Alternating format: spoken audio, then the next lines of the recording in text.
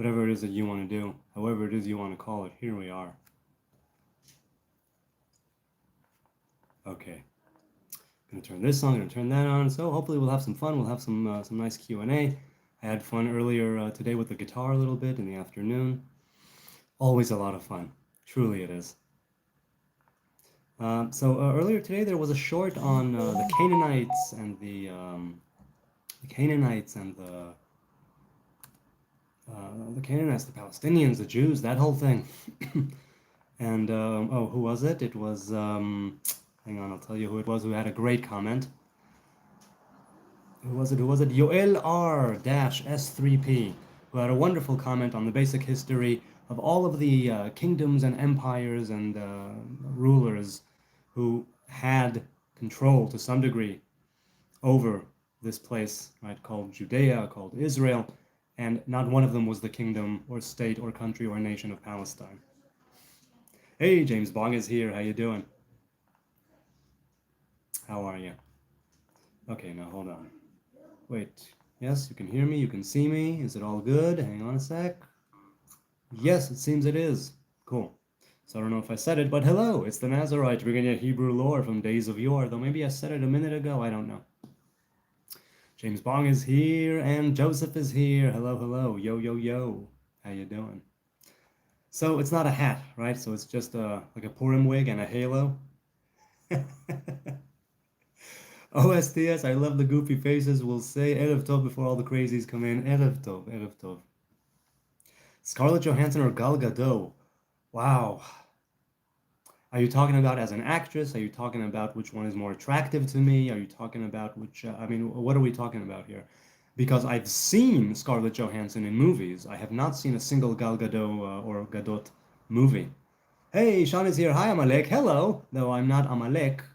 The people of Amalek are, it's not known who they are, which is also why I am not a fan of people who attribute the name of Amalek to people like just as a kind of synonym for someone deserving of death, because that's not just what that means. And yet people use Amalek, sons of Amalek, to describe people whom they think are deserving of death. And I'm not a fan of that because I think that the word has a lot of meaning behind it and very significant and unique intent. Does Judaism have halos on their angels? No, to the best of my knowledge, no. Sean Coyote, how you doing, Sean? Where are you at in the world? How am I, where am I catching you this lovely Monday evening in Jerusalem? So no, no halos as far as I know, Joseph. Angels are said to have wings. Angels are said to have, different choirs of angels. There are traditionally 10 choirs of angels. And the top ones, the Seraphim, have 6. 2 with which they hover, and 2 with which they cover their face, and 2 with which they cover their feet. Now, this idea of face and feet and things like that, it's the way that angels appear when they appear to someone who is here in the world. Biblically accurate only. Hey, Harpo. Hey, honk, honk. I love Harpo. I really do. I read his autobiography, Harpo Speaks. I also read Groucho and Me, right? Groucho Marx's autobiography. Swap says, I'm 39. Any advice? Yeah. Live well so you can make it to 40 and beyond.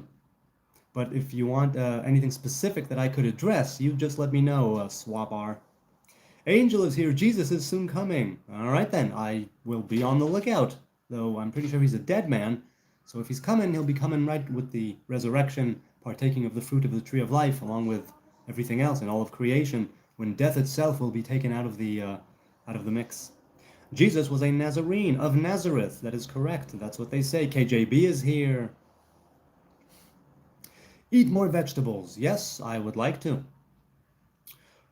Afro says Thanos was right. Yeah, maybe. He wasn't an evil villain. He just wanted balance and harmony. Anonymous is here. Greetings. Hope you're doing well. Yes, I am. Achum v'chanun is here. Ma kore? Akol tov. Alhamdulillah. Shevach la'el. Toda liyah. All is well. How about you, Achum v'chanun? How is your life on this Monday? Dalet Elul. Well, it's Hey Be'elul now. Sirius says, why do people always post about JC? I don't care that people worship him. They're just wrong. Because I think, and this is what I've come to understand to some degree, Christians have discovered something so amazing, and they want to share it. Christians have discovered the great news, the best news, right? Have you heard? He is risen. And they want to share it with the world. And they feel so righteous, I suppose. Not self-righteous, but they feel the righteousness what they are doing. And they want to share that goodness and that righteousness with others. So they're a little pushy about it. Mamash Marilyn Monroe. The blonde is like Marilyn Monroe. Yes, it is. Hope you're doing great, AA. I hope you're doing well too. Even great. He wanted his balance, his harmony, which makes him a villain. And still, his reasons were for the greater good. And yeah, that's a classic villain, I suppose, yeah. Jesus loves you, son of Levi. Thanks, Benji. I appreciate that. I do. Sirius says it's annoying. Yeah, I understand. It can definitely be annoying. That's true. Grace says, yo, I like the way you just explained that.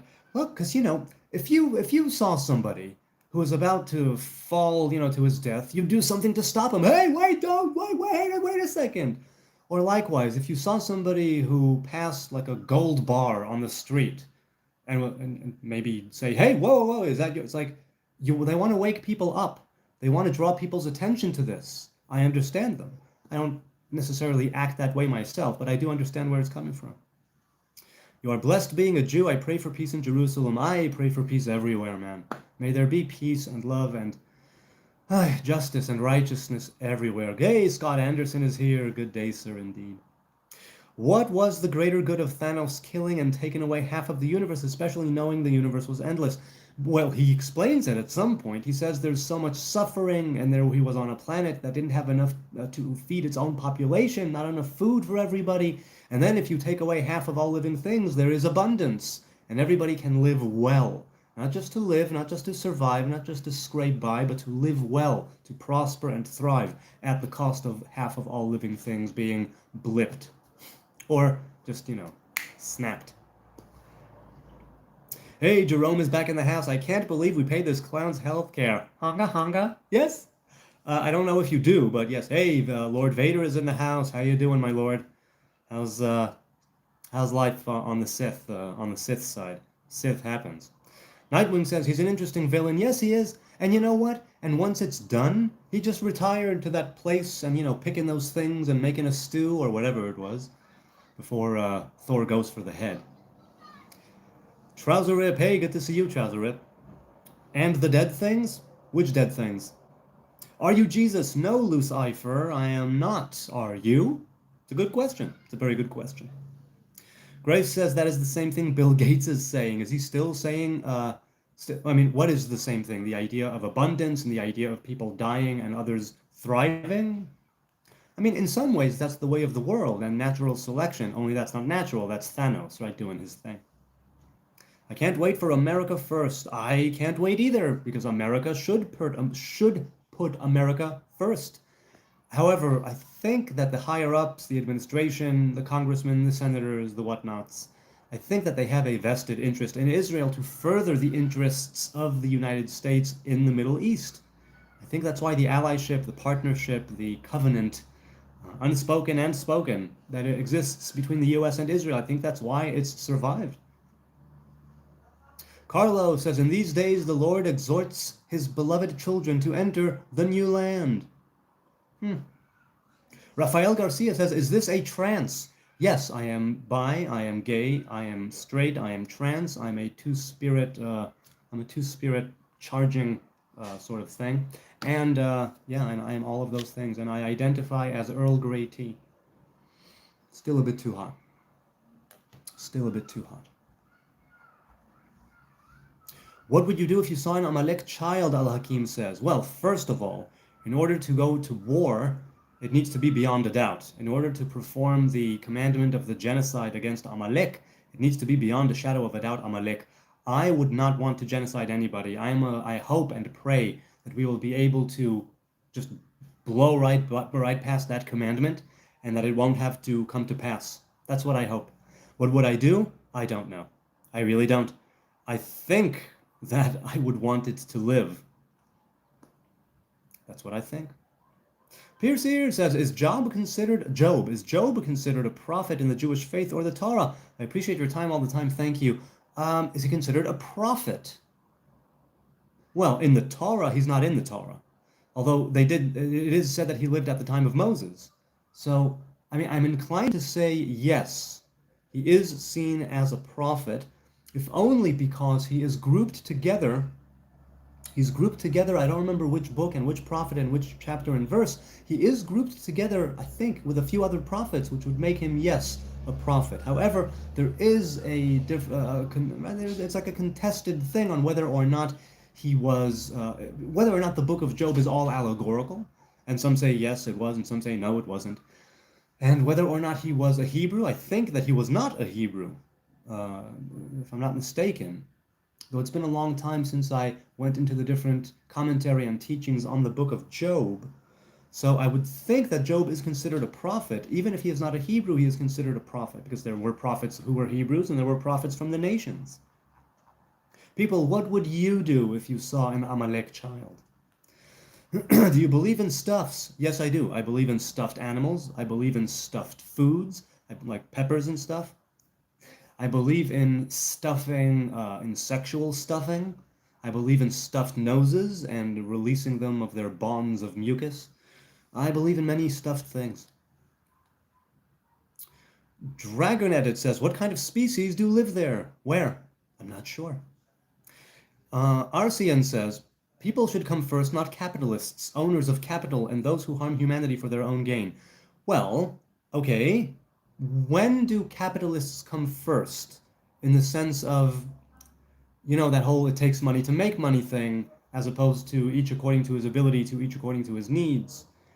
And I've said this before because I've heard people who actually are professors of economy and economics and who spoke of this and said that communism works on a very small level and socialism one level above that, but anything after that, when you get to like a scaling thing of a nation, a country, a state, capitalism is the lesser of all those evils. It's not the best system, but it's the best of all of those.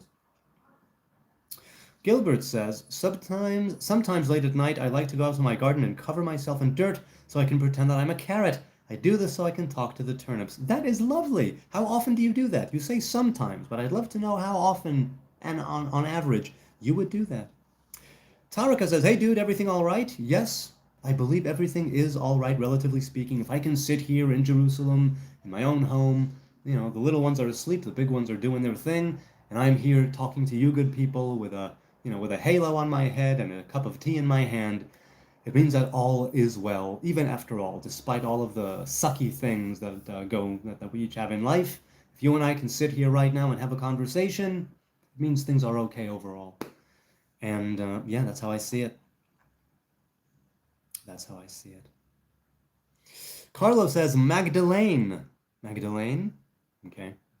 Ramon says, do you also believe on Allah, the one and only creator? I believe there is a one and only creator. I know Allah is the God in Arabic, and so yes, I do. How will you make sure who's Amalek? So, Akurat Q. It's said that right now, when we don't know who's who as far as the nations are concerned, with so many people conquering, people liberating, all kinds of people going in exile from here to there, and Sancherib, king of Assyria, mixing up all the nations, as it's said thousands of years ago. And so, to find out who is who, that is partly what Elijah, the messenger of the covenant, is supposed to do. Elijah, right? It says in the book of Malachi, I am sending the prophet Elijah before the coming of the day of the Lord. Right? And it's said that Elijah will bring order out of chaos. And that means making the world right to whatever degree you can believe that that will come to pass. It also means, at least according to some, that he will be able to identify who's who, what family, what clan, what tribe, what nation. And so then perhaps Amalek will actually come into being and there will be such a nation as Amalek. The thing is that Israel and Amalek are only adversaries under the heavens, as it says in the Torah. When you reach that esoteric spiritual point of above the heavens, right? I've likened it many times to a triangle where the topmost point is a singularity. As soon as you leave it, it's a duality. First it's a small one and then it goes as far as it can. On either end of the spectrum down here is Israel and Amalek. Right? The antithesis of each other, so to speak. And then you have that upper point above the heavens, as it were. And that is something that we can bring down here, meaning that it could very well be that we will never, ever, I hope, have to kill or genocide any Amaleki, not a man, woman, child, infant, baby, cattle. Also, you're supposed to also kill the cattle and the livestock. So I hope that that will not come to pass. And I hope that we will be able to live our lives in such a way that if and when Amalek actually are exposed or revealed as Amalek, that we will already be beyond that point, higher up in that triangle where Israel and Amalek are no longer adversaries, but we share a common root as earthlings made in the image of God. That's what I would hope. Eob says, Holy Spirit, send me. All right, let's do it. The Holy Spirit sent you, let it out. Which is the oldest religion? I do not know, official. In the world right now, likely like the First Nations, Aboriginal things, people, shamans in the Amazon, the Hindu faith, Judaism is up there, right? The Hebrew faith is up there. Pierce Ears says, can you provide any information about Elijah? Also, from your understanding, who is Elijah? Thank you. So Elijah was a priest from Anatot, or from the Gilad, rather. He spent his life running a lot from Achav and Izebel, right? Ahab and Jezebel, who murdered all of the prophets of God, of the Hebrew God, and elevated all the prophets of Baal and the other ones. Eventually, it was just him. And there was the ceremony at Mount Carmel, where 400 prophets of the Baal were taken out by the children of Israel at the great ceremony on the top of Mount Carmel, with Elijah there on the one hand and 400 Baal prophets on the other hand. Elijah, they say, right? There was Chanoch. Chanoch ascended, Enoch, right? He ascended. And then there was Pinchas, the grandson of Aaron, right? Pinchas, son of Elazar, son of Aaron. And then there was Elijah. And they say that all are reincarnation of the same, or the incarnation and reincarnation of the same soul. And so Chanoch ascended, Eliyahu ascended. And Pinchas ascended from being of the tribe of Levi to being a priest, which he wasn't before. The point is, information about Elijah, that Elijah has to do with redemption and salvation and the revelation of that in the world, which is why he shows up during the covenant of circumcision for Hebrew baby boys, which is why he shows up every Saturday night after Shabbos, which is why he shows up on the night of Passover every year. And when I say shows up, I mean there is a revelation, that angelic revelation of Elijah. And if some people merit it, they actually do get to see him in human form, because he was a human being who received angelic garments when he ascended, and when he comes here to the world to do whatever he needs to do as an angel, as a messenger, he dons human garments as he once did, or different ones, not precisely the way that he appeared when he was alive as a proper human. So, from my understanding, Elijah was a human being who received angelic garments and now acts as one of the highest angels, and alongside Memtet, alongside Chanoch. That is the basic understanding of Elijah. And like I said, order out of chaos. Order out of chaos. To bring the hearts of the fathers unto the sons and the sons unto the fathers, lest the world be thrown into chaos once again, or an even deeper chaos. That's Elijah. My sister had her foreskin removed today. Well, if you're talking about the hood of the clitoris, I truly, truly hope that if it was a medicinal need, that she's doing okay and recovering swiftly. And if it was just, some sort of torture or female circumcision, I'm against that, seriously against that. Because the clitoris is such a sensitive thing. You need the hood over there, otherwise it could get constantly chafed and it can, the clit is an amazing, amazing organ and a wonderful creation. It has that hood for a reason. Okay. Boots Nico says you're not well. No, I mean, depends who you ask, really, right? ברוך אתה אדוני אלוהינו מלך העולם שהכל נהיה בדברו. Earl Grey tea. Love it. Are you against same-sex marriage? Well, I'm of the opinion that marriage, by and large, should be between a man and a woman. However, I'm not against marrying people you love if it's simply like a civil marriage condoned by the state. In that case, I'm not against it, because people will do whatever they want to do, and who am I to stand in their way? Where did you get your new perm? Well, actually, funny you should ask. It was in the bag of props that my wife has.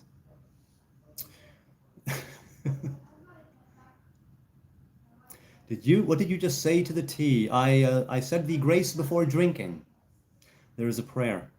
You down with Dookie Love? Now, if you mean like scat, not my thing. If you mean the Green Day album, Dookie, I definitely love that album. I am down with Dookie Love. I declare I don't care no more. So that came out when I was a teenager in the 90s, of its time. Truly of its time. That record. Oh, whoops, did I disturb the mic? Okay. Yeah, that record was really of its time, for sure. Can you say it in English? Yes, the literal translation is "Blessed are you, Adonai, King of the universe, that everything was brought into being by his speech." I'm a weirdo. What the hell am I doing here? I don't belong here. That's correct, citizen. And I got to see Radiohead perform that live in Israel, a few meters away, a few feet away from them. Barry says, I like listening to you. Hey, that's great, because I like to blah, blah, blah until the cows come home and they're blue in the face. How can I get the two-tone hair vibe? Well, it's difficult. But first, you got to go to a great barber. You don't pay him. You don't have anything. You just have him give you some advice. And they know what they're doing. John the Baptist was Elijah in a past life. You know nothing of the prophets, says Michael. Okay, if you say so. That's cool. Easter is prominent in the United States. Will you please explain the true meaning of Passover? I fully understand there is a difference between Easter in the U.S. tradition and Passover. So, there are two types of Passover. There's the Egyptian Passover, just that one time, and there's generational Passover. The Passover is the only time, I'm pretty sure, where a regular mainstream dude is commanded to eat meat. Otherwise, the Torah is pretty vegan, or at least potentially. The Passover is the day when, traditionally, again, we gained our liberty and came out of bondage. And we still had 50 days to walk to Sinai to receive the Torah, but it was the beginning of extricating ourselves from the Egyptian tyranny, from their rule, from bondage, and to be free, but not to be free to do whatever we want, right? It's to be free in order to be slaves of Adonai. Right? When Moses tells Pharaoh, let my people go, the other half of that is that they may worship me in the desert. That's what he's right. And God, the God of the Hebrews, was revealed to us, and he said, let my people go, that they may worship me in the desert. In other words, it's not to get out of bondage and just do whatever you want. It's to get out of a human bondage and go into the divine bondage, right? That discipline that yields freedom and liberty in earnest. When are you going to drink Soma? I don't know, Michael. I really don't know. My favorite Green Day album song is 21 Guns. Album or song? You know what? I gotta tell you, I never listened to all of American Idiot, unfortunately. And I've heard it's a great album. Really good. And I really should. I listened to them in the 90s, and then at the end of the 90s, when I went to yeshiva, I kind of tuned out. But they're still performing. They're still making music, and good for them. More power to them. Silent Nine says, I do like listening to you. You have changed my thoughts on Israel itself. I still don't like Yahoo. Yeah, hey, a lot of people don't like Yahoo. But you made me see that not every Israeli wants genocide and hates Palestinians. No, not every Israeli wants genocide and hates Palestinians. It's... okay. What happened at Passover? Was there a sacrifice, and why? So yes, the sacrifice would be a goat or a lamb that would be slaughtered towards sunset of the full moon, and then eaten on the night of the full moon. There would be people who would go to Jerusalem with their Passover lamb or goat. They would slaughter it. The blood would be poured on the altar, or against the altar. And then they would take a long wooden stick, and they would shove it from the anus of the animal and out its mouth, right? And they would roll it on a kind of rotisserie thing over a fire. And then they would consume it. And anything that you did not consume by morning had to be burned. Only those who were only those who had agreed to eat that particular Passover were allowed to partake of that particular Passover. Anybody who was, let's say, a slave or someone of the household who was not circumcised could not partake of it. You were not allowed to break a bone of the Passover lamb or goat. But what happened at the Passover is it was a festival. It was a 7-day festival. And you ate matzah, and you ate bitter herbs, and that we still do on the eve of the Seder, right? The Seder, the night of the Seder, right? The Passover Seder is in lieu of sacrifices at the temple. Let us continue. Ike says, what is a Hebrew Nazarite? Are you conventionally Jewish or is it a different sect? No, no, conventionally Jewish. A Nazarite is simply a Jew, a man or woman who took on a vow of the Nazarite. That's what it is. Hey, Rayado, what's up, bruv? How you doing, man?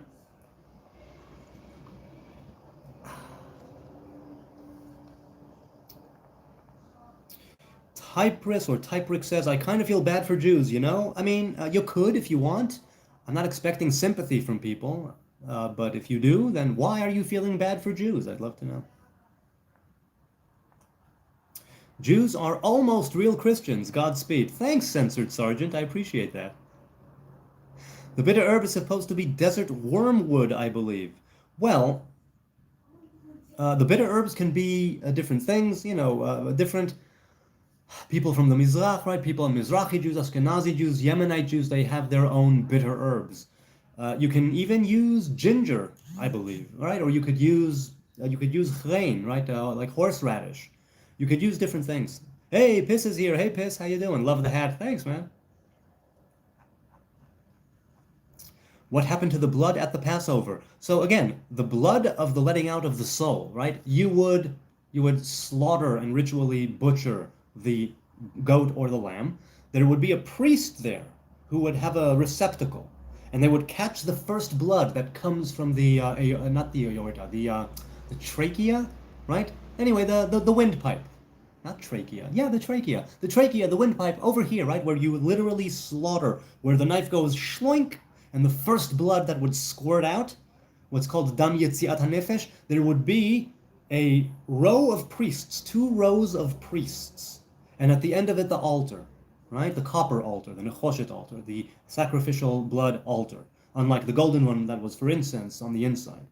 And there would be two rows of priests. Each of them had a receptacle, kind of a long thing, right? Like a cup with like imagine this made of gold or silver with a long handle, right? So you would have the blood squirt into the first one, and then that priest would give it to a friend of his on the other side, and so on and so on and so on and so on and so on, and the one nearest to the altar would schloinks, spray it on the altar. Where was it? In between, the altar had different places. It's a whole thing in the Mishnah. But that was what would happen to the blood. Afterwards, after the blood of the butchering is thrown on the altar, then you would bleed the animal. Yeah, you would take it, you would bleed it, and you would dress it in a way, right, where afterwards you would shove the wooden rod and you would fry it, you would cook it over a fire. That's what would happen to the blood, because you're not allowed to consume the blood of the sacrifice according to the Torah. The blood is the life force, and you are not to consume the life force with the meat. Hey, my brother is here. How you doing? Hi, brother. It's good to see you. Love you so much. Are you in Canada? You still in Canada? How was the show? How were the shows? My brother is a musician. You may have seen him. Ghost says, I respect most religions, but I don't agree with Jews because in my opinion, it's not the right religion. Hey, that's cool. You don't have to. I don't think it's the right religion for anybody else but me. So, it's all good. Hey, Keeg is here. Love the new look. Thanks, man. Thanks. Schloinks. Yes, different strokes. It's good to see you again. Schloinks. I mean, I would have said yoink, but it's more schloinks, I think, right? Would you support a secular state for everyone? To some degree. To some degree. If it would mean peace and love and justice reigning, I think I would. Because right now what we have is a half Jewish, half democratic, neither here nor there. It's a bit of a problem. So I think that if a secular state for everyone, if it would mean all of us coming together as human beings, and even if the Torah is not the law of the land, I think that it would serve as a means to an end. Because when there is peace, and when there is love, and when there is fellowship, that can hold all the blessings in the world inside of it. And when there is justice, and when there is like true justice, then a blessing, a true blessing, can come and dwell. And if you read the prophets, so many times it was worshiping false deities, but so many other times it was you're not treating each other right. You're looting, you're killing, you're fornicating with your friend's woman, you're not freeing your slaves, you're mistreating the land. It's like, so if I'm to pick and choose a state that is divided against itself, or a secular state for all that has peace and love and righteousness and justice, pure and simple, I think I would be inherently more inclined to go with that and to do my own Torah and commandments thing in the very same way that I could not tell the other people in a different state how to run their show. I think it would be worth it eventually, because I think that as a natural progression of justice and peace and love reigning, I think that that would of its own accord bring about going back to Torah naturally, going back to the commandments naturally, because a vessel would have been built, a physical functioning vessel into which the spiritual substance can be poured. I think it would simply lead to that, but I have no idea. I don't know. You really are a good guy. I have my moments. This is glorious every time. Yes, there is some glory, not in me, but in doing this. It's a lot of fun. The energy here is always so wonderful, and I deeply appreciate your time, your attention.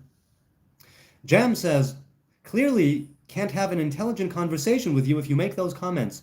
Which comments exactly? Is your brother a religious fellow Orthodox? No, my brother is not Orthodox. My brother, shortly after his bar mitzvah, what were you, if you're still here? What were you, 14, 15, decided, no, I'm not getting the answers I need from anybody, and I think that it's, I don't want to live like this. So he's not.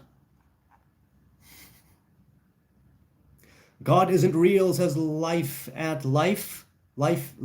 Eat life at life. I agree, God isn't real, because for something to be real, there's also the possibility of being not real, and that is a duality. And God is not a duality. Ergo, God is not real, in the same way that God is not a being, because being also denotes, or whatever this term is, not being. And that's a duality. You are really into it, I can feel it, brother. Yeah, exactly. I'm into it because this is what this channel is for, right? This is what this channel is for, to have conversations, man. For sure. You should convert to Islam, says Tara Bap. Who knows what the future holds, though don't hold your breath. He found that wig in a dumpster. No, Zach, once again, it was in my woman's bag of props. The halo and the hair. Oh, you were responding to someone else. Okay, cool. Imagine caring about religion in any capacity. Yes, imagine that. Imagine, God is fictional. Agreed. The way that we perceive God can be seen as fiction, because it's also not a reality. What we perceive is divine revelation, not the divine, right? We perceive the divine emanations. We perceive and relate to the clothing, the garments through which God is revealed in the world, but not God, it, her, himself. Ergo, it could definitely be fictional. That is correct. It doesn't matter to me. The wisdom still shines through, even if you say that the entire biblical corpus was pulled out of somebody's tuchus on a Monday night. Not mine, of course. So imagine caring about religion. Let's grant that and say imagine. Let's imagine someone caring about religion in any capacity, life at life. Religion, despite all of its detriments and all of its faults and all of its shortcomings, has a nugget, a real nugget, and I'm making a very broad generalization here because religions vary. That is a communal group thing, which may sometimes rob you of your individuality to some degree, but it gives you something else in return, right? The individuation may be sacrificed to some degree, but you gain that wholeness of a congregation, a community, a group. What you are failing at, somebody else succeeds at, which is why it's a whole that is greater than the sum of its parts. Religion, as such, is a whole that is greater than the sum of its parts, and even if some of those parts are control and oppression and corruption and greed and heinous things and atrocious things, and people doing horrible things to each other and claiming that God told them to do it, all of that is indeed there. We live in a world of knowledge of good and evil. Evil is baked right into this reality that we live in. But what is it that you are putting your emphasis on? What is it that you place on a pedestal? What is the lens through which you view religion and reality? And that's why I say that if we imagine somebody caring about religion in any capacity, I would say let's take it a step further and say, imagine caring about the good things. Not turning an eye to the bad, not turning a blind eye to the bad things, acknowledging them, but not going with them. Imagine the good things, and the things that are objectively, universally good, charity, goodwill, helping your fellow man out, and so on. Love thy neighbor, love thy God. Let's imagine that. Let's imagine that people really did care about religion in that capacity and made effort, true effort, in order to better their ways, overcome their own frailties and their own frail actions, their own frail emotions, their own ego, right? Their shortcomings and their faults, the places where they are weak. If we could if we could bind ourselves to one another and gather strength from one another in faith and in religion and even like totally man-made organized religion, it's a means to an end. I think the important thing is that religion is supposed to facilitate spirituality. And sometimes it flies in the face of spirituality, and sometimes it totally negates spirituality, which is not a good thing, because I don't see that as being beneficial or conducive to a good life. But religion, by and large, teaches you to look outside yourself. It teaches you to adopt good character traits. It teaches you to be a better person to the degree that you can do that. And in that sense, there is a lot of hope, a lot of merit, a lot of benevolence to religion as such, despite all of the potential malevolence. Let's continue. Religion are shackles, he says. Well, I'm of the opinion that through discipline you reach true liberty and true freedom. So the discipline of the Torah, the discipline of the commandments, the one who you are shackling yourself to, is indeed that divine revelation. The thing you're shackling yourself to is discipline in its highest form. And when I say highest, I mean for the Hebrew man or woman, not globally for all creation, for us as Hebrew people who accepted the Torah. Though I understand when you say religion are shackles, I understand what you mean. I see it in the positive sense, right? I put the positive spin on it, and you can say it's just a spin, but that's simply how I think about it. Ben Kelev Jew, son of a dog, he called me. Or, Bin Kalb. Free Palestine, indeed. Free them from Hamas. Free them from the piece of shit terrorist organizations, and the Palestinian Authority. That creepy wig was promised to him 3,000 years ago. False! It was 7,000 years ago. Ha ha! You don't know everything. Eiler is here. He gave €1, and I will remind you, good people, anything that you send here, the ad revenue, super chats, super thanks, super stickers, anything after YouTube takes its cut, anything that ends up in my bank account goes to charities in Jerusalem. And I am as transparent as I can be about this. In the community tab, I have a post every month. I give you my bank account and the figures there, and the AdSense analytics, and the receipt from the different organizations or organization that I gave to that month. So if you're interested in giving to charity, first and foremost, give in your own neighborhood, give in your own city, your own town, village, county, whatever. If you want to give to this channel, it goes to people in need in Jerusalem. I give to organizations that serve East and West Jerusalem alike. They don't care if you're an Arab, right? If you're a Jew, a Muslim, Hindu, Christian, Baha'i, Shinto, Rasta. If you're in need, if you're an individual or a family, they will care for you. Why don't you comb your hair? Because Nazarites are not allowed to comb their hair or brush their hair. They are allowed to use hands and fingers, but they're not allowed to use any apparatus that is designed to rip hair out from the root or separate hair from the scalp in other ways. AA says, what do you think about the YouTubers who talk badly about Israel? I think that they are YouTubers who talk badly about Israel. I don't know what life they're living. I don't know where they're getting their information from. So that's too broad of a question. Is Gehenna temporary? Yes, Gehinnom is temporary. It's more akin to purgatory in the Christian sense, right? A temporary place of purgation, cleansing, purification, and shedding of the layers of the onion, right? The bad karma. Funding IDF with those petty donations? No, definitely not, Zach. Although, it could be at some point during the war that organizations did give to the IDF, but I try and I make as certain as I can online to give to organizations that are not particularly aimed at the IDF, but that give here in Jerusalem locally to the entire population. So you're wrong about that. Why there's suffering in the first place. So again, I've likened this from Pardes Limonim, Rabbi Moshe Cordovero, to the process of digestion, right? Where, for instance, this, right? I have a cup of tea. It's 100% tea, right? It's tea and water, but it's a drink, it's a beverage called tea. 100% of it is tea. And yet when I consume it and it goes from the higher place to the lower place, it's ripped apart into its different chemicals and constituent elements and whatnot. and some of it goes to sustain and nourish the body. The other parts of it go and they become urine, right? And it's filtered through the kidneys and all that, and they become urine, and I secrete it through my penis, right? And through the urethra. In the very same way, suffering and evil exists in this world as part and parcel of the digestive process of discernment. But in the higher realms, right, in the upper part, in the part where the tea first exists, it's all 100% good. Only when it comes down to this level and things are ripped apart, since this is a world of knowledge of good and evil, and that we were cast into, right, or out of Eden into this world, and that is how evil comes into being. And in the very same way that secreting the urine, right, through the urethra, and giving waste through the anus, it helps to fortify the body by getting rid of what is bad.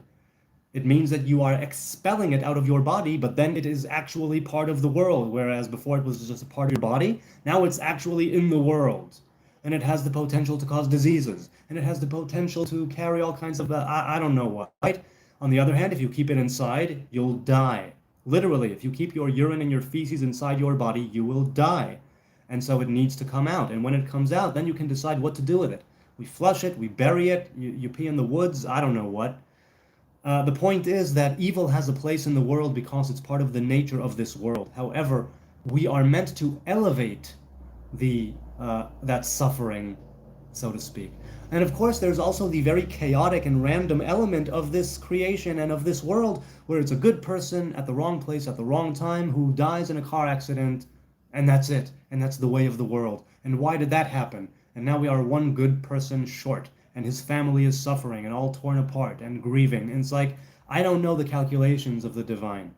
I know only that insofar as divine revelation is concerned, this is a world of knowledge of good and evil, and the dark side of the force is given the opportunity to have his say. There's a reason why there's the phrase to give the devil his due.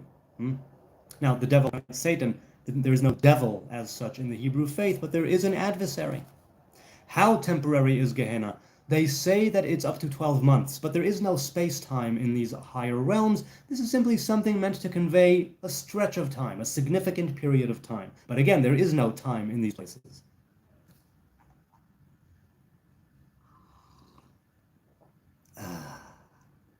Hey, another saint is here. I'll just listen, Achi. Hi, another saint, a new subscriber. And I thank you for the vote of confidence. Charity begins at home. Exactly. That's why I give locally here in Jerusalem. What in the Gaylord is this, says Trickster Gotcha. Well, I'll tell you. I am Lord of all the gays. I'm the gayest angel. Ding. Ruby Word says, we have a beautiful bracha, asher yatzar, thanking Hashem for this beautiful system to get the waste out. Holes and holes, cavities and cavities. Yes, indeed. Yes, indeed. Scratch my halls, says Sloppy Goy. Scratch your halls? Surely you mean scratch your balls. But okay. How long has he been babbling? I've been babbling for 43 minutes and 37, 38, 39, 40 seconds, 41, but you get the idea. Seriously, you are crazy. Well, Raul Pablo, we're never going to survive, said Seal, if we're not going to be a little crazy. That's me. No work on a Monday? So first of all, it's 10 minutes p.m. here in Israel. So I wouldn't be working usually at this time. Second of all, 2.5 weeks ago, after over 11 years at the company I worked for, I was let go because our company was bought out. Many people were let go, and I among them. But I am very thankful for the opportunity I had working there, developing my career, and I'm very thankful for whatever job I will get next. Or maybe I will be self-employed, and who knows, anything can happen in this weird-ass world. So, yeah. Who is this beggar, says Sri Leo. I am not a beggar. Thank God for that, but I am not a beggar. Uptown says, my neighbor just came over a shit in my flower pot. Well, what type of a shit was it? I mean, did he do it literally in front of you? Was the bathroom occupied? Was it a runny shit? Was it a magic shit? Floop. Was there stomach pains? Was it diarrhea? Was it a loud shit? Were there the pockets of air in between, the in between? Was it chunky? Was there corn? Was there chili? Was there pepper? So many questions. You can't just talk about shit and and expect me not to respond. This is crazy. Crazy. Okay.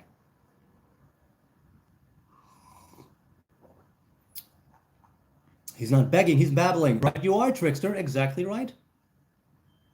Yeah, he just loaded my daffodils. Well, that's nice. Fertilizing with human waste is pretty good.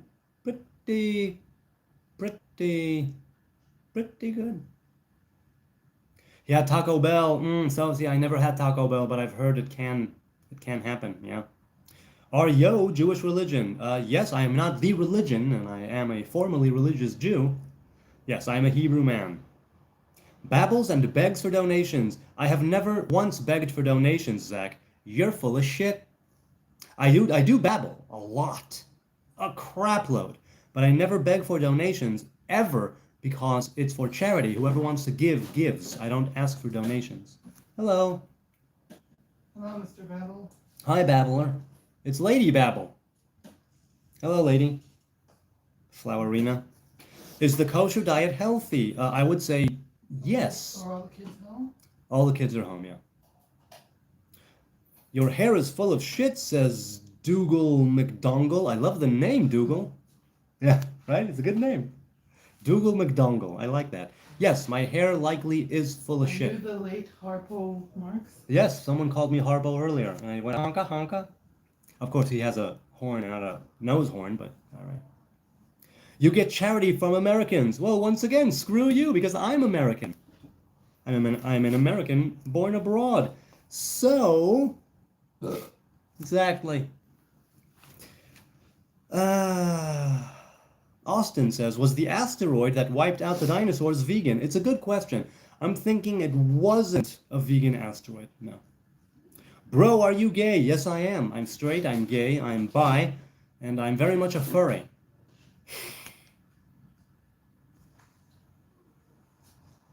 How long have you been growing out your hair? 18 years or so, they stole my handle. About 18 years? Yeah. Some people don't have a sense of humor at all. I know. Some people, bless them, but they have no sense of humor. Don't bless them. Yeah, oh, bless your heart. Today you are priest of the flying spaghetti monster. Ramen. Ramen. All praises to the flying spaghetti monster that has touched us with its noodly appendages. I just subscribed. I'm not religious, but you're a funny guy. Well, Barry, I have my moments. Is he schizo? Says Trickster. All right. Well, once again, when this question is asked, I always need to go. And to the people who really know what's going on. Okay. Let's see. Yeah. Am I schizo? What do you think? Am I? Uh-huh. Uh-huh. Well, I can't say that. Because I'm live. Well, I don't care if you give me that face. Fine. Please talk like gay. All right, Akib, here it comes. Hello, I'm a homosexual. Because, gays speak like other people. Is there a reason you started growing out your hair by chance? Appreciate you being so sociable with your chat. I mean, I pretty much had long hair for a lot of my life, and later on in yeshiva, I shaved my hair and I left side curls that grew into very long side curls. I had them I never shaved them off. I never cut them. I technically still have them. So I've been growing out my side curls for a long time, and I let my hair grow out a little bit, and then I took my Nazarite vow, and the hair just grew around it. Wow, you made my day. Thanks, Akib. What your favorite movie? So it depends on the genre, but I go with adaptation, right? Adaptation is one of my favorite movies, but I love Woody Allen, I love Mel Brooks, I love a good action movie, Terminator 2, one of the best sequels ever. What's the purpose? What's the purpose of your channel? Another saint. We're here to discuss religion, philosophy, spirituality, self-development, underarm farts, gay people, and anything that's basically thrown out into the chat. Whatever you want. It's a live stream Q&A, a free-range chat, no mods, no bans, no timeouts, no censorship, other than the most minimal YouTube guidelines censorship that they employ.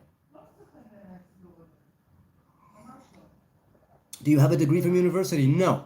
I finished high school, or rather, I finished 12 years of school. I didn't actually complete all my tests in high school. I did not go to college or university. After the army, I had some time I had some time in yeshiva. I had 4 years in yeshiva. Oh, hey, is everything okay?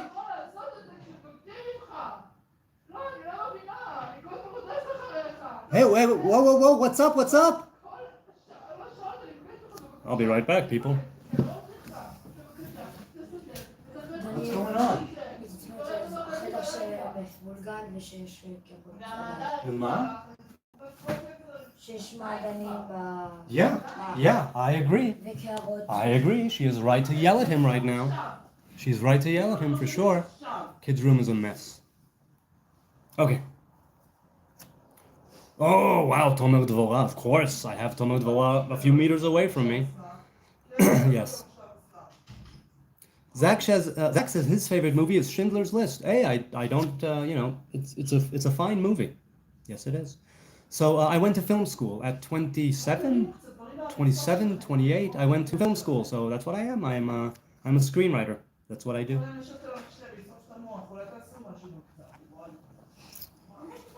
Going for the Samson look, I see. Very nice. Yes, indeed.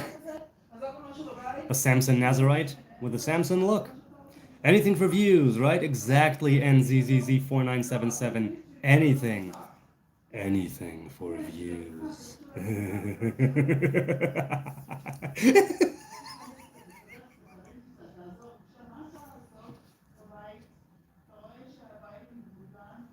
Hmm. What's wrong? Calm down, your family. Yeah, yeah, it's the kids. The kids. They stole my handle. Are all Hebrews as open-minded as you are? I have no idea. You'll have to ask other Hebrews. Hmm. Generally, I can't make such a broad generalization. You're too dumb, says PW. You're darn tootin' right I'm too dumb. I'm too dumb, 3 dumb, 4 dumb. Hell, I'm like 1,000x dumb. Do you ever come to the USA? I haven't been to the US in 20 years. I have friends and family there, but I haven't been there in 20 years. XX says, I used to have hair that was like that when I was a young kid, blonde and curly. It's brown now, though. That's okay. Is it still curly? What kind of curls do you have? Like really tightly wound or more wavy? Hey, Viet Cong is here. I thought the yappy hobo maybe showed up at your door with a care package of drugs saying you were supposed to hang out. Yes, he did. Unfortunately, I wanted to live stream. He's waiting outside in the gutter. I'll get to him later. What are things you miss from the USA? I never lived there, Kyoshu. I only went there for a few weeks, a few times, for vacation and visiting friends and family. I've never lived there. So I don't miss anything because I've never had a life there. Mentally disturbed. Yes, I am, Rish 4BHH. Yes, I am. I'm very mentally disturbed.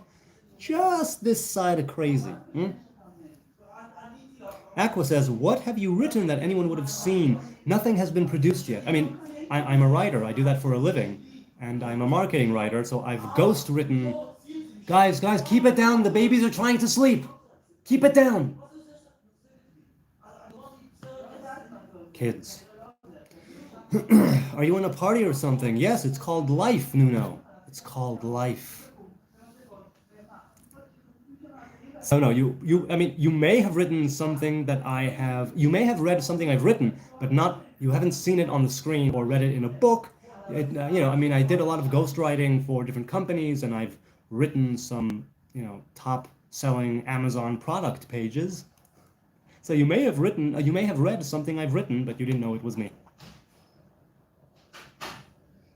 Ruby says, I don't like when you say you're a formally religious Jew. You are 100% a religious Jew, and I say that in a great and proud way. I mean, I simply don't fall under that category because I don't want to. And there are things I do that are not too religious and not very halacha abiding insofar as strict halacha is concerned. But yes, to many people, I suppose I am quite a religious Jew. How long have you had your dreads for? I mean, I stopped combing my hair when I took the vow, and a few months afterwards, the first knot appeared, about 6 months into it. So, it's organic, free-form, natural Nazarite dreads.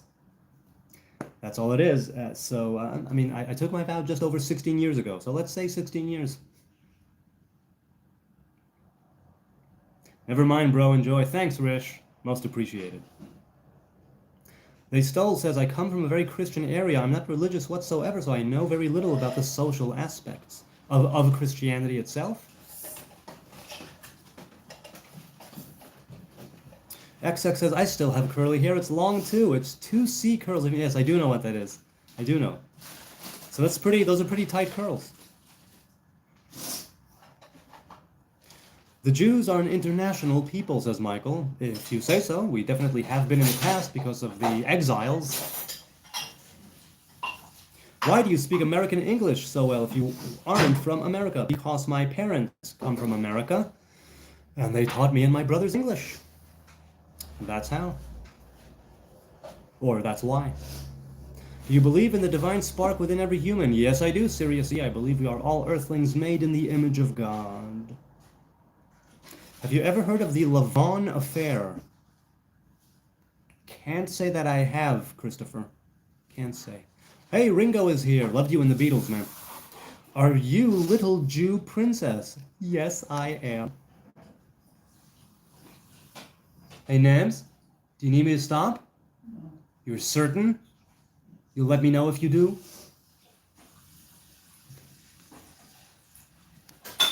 Let's continue. You are delusional, says Nico James. Very well observed. I am delusional. Very good. Gold star, Nico. Jesus Christ is Lord. I disagree.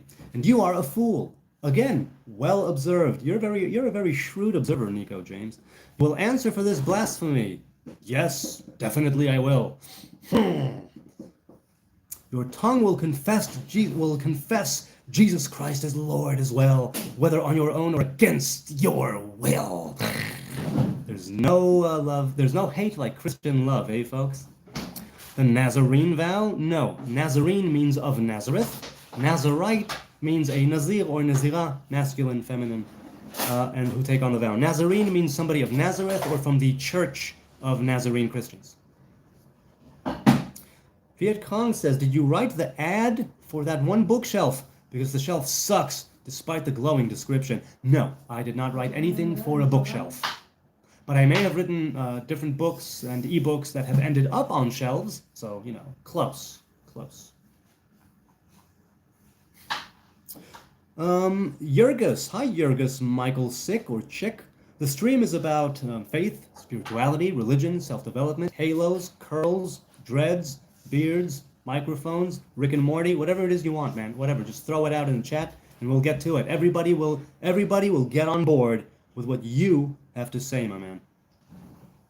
Yurgis? Is it Yurgis or Jurgis? I'm thinking it's Yurgis. Don't get in trouble with the missus. No, I mean, I sometimes I do. Not right now. What is it, baby? Can I stay up a bit more late? I don't know. I'm gonna say, ask your mother. That's what I'll say.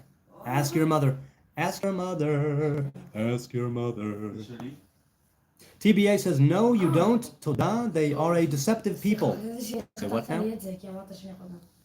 Any tips to improve my public speaking skills? Well, first of all, no, because I don't know what positions, what circumstances, you know, what position you're in, what circumstances is it. I mean, I really don't know what to tell you. If you want to improve your public speaking skills, the best thing is to speak of what you know. Speak of that which you can be woken up in the middle of the night and you'll be able to give the answers or address any concerns or questions. That's what you should be speaking about. What vow do you hold? The Samson Nazarite vow, another saint. Let's continue. You just ruined the whole vibe, man. Sorry. Sorry, Brandon. DePetro. What is it? You'll have to ask her, man. You will have to ask her.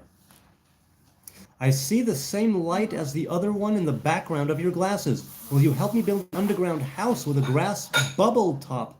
Like Lord of the Rings, I'll get high with you off weed. Well, I no longer partake of the sacred herb. Incidentally, as long as it was mentioned, respect the herb, people. Respect your mind, respect your body. Harm reduction, and integrate the psychedelic experience.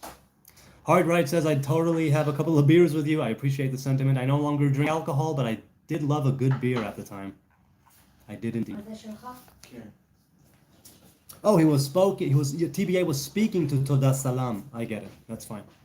Are you an angel? Yes, I am, Wang. You can call me, was it Wang? Queen? Yes, I am. The angel. I am a Wang angel. I'm the angel of Wangs. What is it, dude? Sure, but make sure that goes back in the fridge with a bag or a plastic wrap. Are you okay in your mind, bro? Anime says. I don't know, am I? What do you think? Am I? I don't know. What are you talking to me for? What am I talking to you for? You're right here with me. I don't know. Yes, I'm talking to somebody else. This guy. AA says, why do some people keep making the Jews responsible for everything Netanyahu does? He is not a prophet. That is correct, but because it's very easy to blame the Jews, that's what they do. Because we're Jews.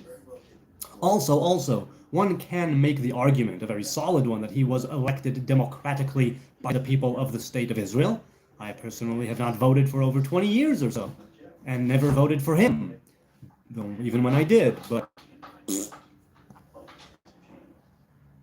Is your inner voice English or Hebrew? I'm bilingual, so it's both. I switch on and off at the drop of a hat, or a halo. I like to speak English for fun. Yes, but your inner monologue, is it in English or Hebrew? What do you mean? It means when you think your thoughts to yourself. Is it English or Hebrew? It's Hebrew. Can you teach me Hebrew? No, because I'm not a teacher, and I think you should actually get a qualified teacher to teach you Hebrew. What's up, my favorite trans Jew? Hey, globalist. How you doing, man? Good to see you. What's trans Jew? A Jew who's trans, or a trans Jew, a transitional Jew. Or maybe I'm more of a pan Jew. What is on your head? Living Dead Girl, hi, good to see you again. I have something on my head. Is it moving? Hello from Transylvania. How you doing, Pinchy? What's up? What's up? What's up? Hey, listen, Soren Pinchy, I love it that you comment, but it's difficult for me to understand your comments. It really is. I don't quite know what is the thread that you're pulling at and what it is you're trying to convey. It's difficult for me. Dumb it down for me. Explain it to me like I'm 5 in the comments, and in the chat for that matter. I'm so ignorant. Please, have mercy on the few last remaining brain cells that I have. Ooh, madman. Yes, I am, Isaac. Yes, I am. Do you like Sephardic food, Myron says? I mean, I do, but a lot of it has to do with animal products, and I do not partake of animal products. Though at the time, yeah, I enjoyed Mizrahi food, Sephardi food, Yemeni food. So yeah. What do you think about the Tetragrammaton? Well, the name Yod He Vav He is the root of creation itself. It's at the root of creation, and it's at the root of the 10 Sfirot, of the 10 divine emanations. What do I think of it? I think it's a fine representation of the higher and lower masculine and feminine presence in the world. That's what it is. I heard fish and chips is Jewish food. Is it? I mean, certain types of fish, for sure. Chips? No, I don't think so. But maybe. Hey, Mystical is here. How you doing? Hebrew, exactly. Michael says, the head rabbi of Israel said the Gentiles are on this earth to serve Jews. Do you agree? Which head rabbi of Israel said this, and when? Under what circumstances? What conditions were the Jews under? And I do not agree with that at all, like not even a little.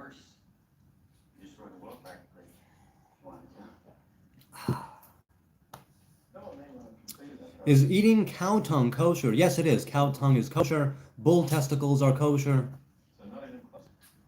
Scott says, I downloaded the Torah and was excited to start reading. It's in Hebrew, so maybe I should learn Hebrew or download an English version. Yeah, maybe you should.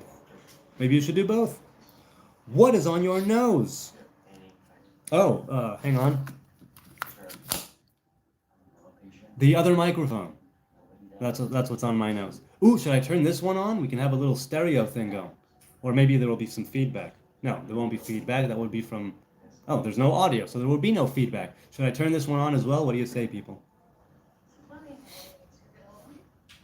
Hey, JFXMLR is here. How you doing? There we go.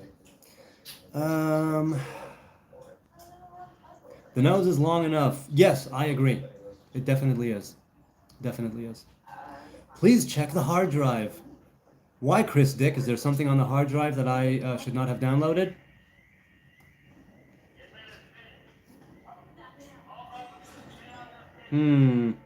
Carp. Carp is on my nose, Ringo? Or carp is part of my nose? Or I have a carp nose? I don't quite get it. But okay. What version of the Torah do you recommend? I'll tell you. A lot of translations simply get so much wrong or not right. That's not the same thing. Not because it's their fault. Well, maybe sometimes because they want to mistranslate and misinterpret. But sometimes it's simply because there are different meanings and interpretations of the Hebrew word itself in the context that is given. And so to give only one interpretation is to miss the mark in some way. But I am a fan of the JPS Tanakh and the later JPS Tanakh, but I really can't tell you. You'll have to ask people who are well versed in the translations. They'll be able to give you a good translation. I don't know. I really don't. What do you know about black magic? Well, thankfully, Uriah Malta, nothing, for I am not a black magician. So I don't know anything about black magic. Alchemy magic, says Mystical. Okay. Xavier says, hello, sir, I am back to see your crazy and joyful spirit and pray for you. Much love from the Catholic Church. I enjoy to see your insights into Judaism. Much love and blessings and wonderful beard. Thank you, Xavier. I most appreciate it. Many blessings to all of you out there from Jerusalem.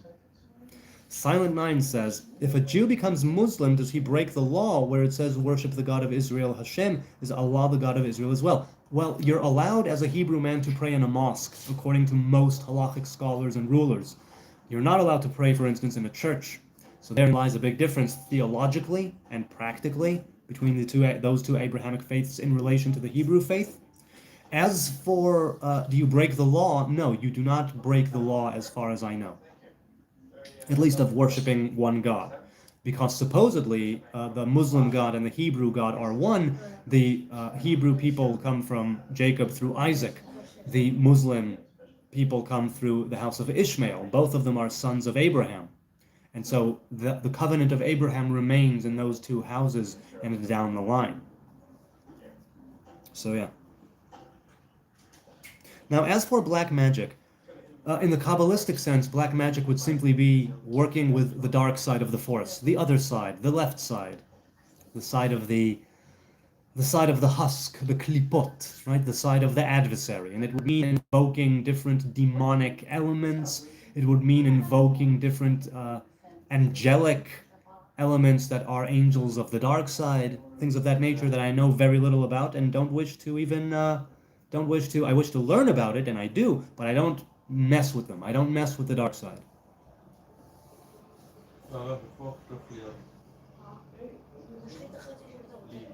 Was Poland promised land to Jews? I don't think so, Ringo. I think that they were kicked out from Judea into all kinds of different places 2,000 years ago or so, and one of those places was Eastern Europe and Poland. What calendar do you practice? On the day-to-day, I practice the Hebrew one and the Gregorian one.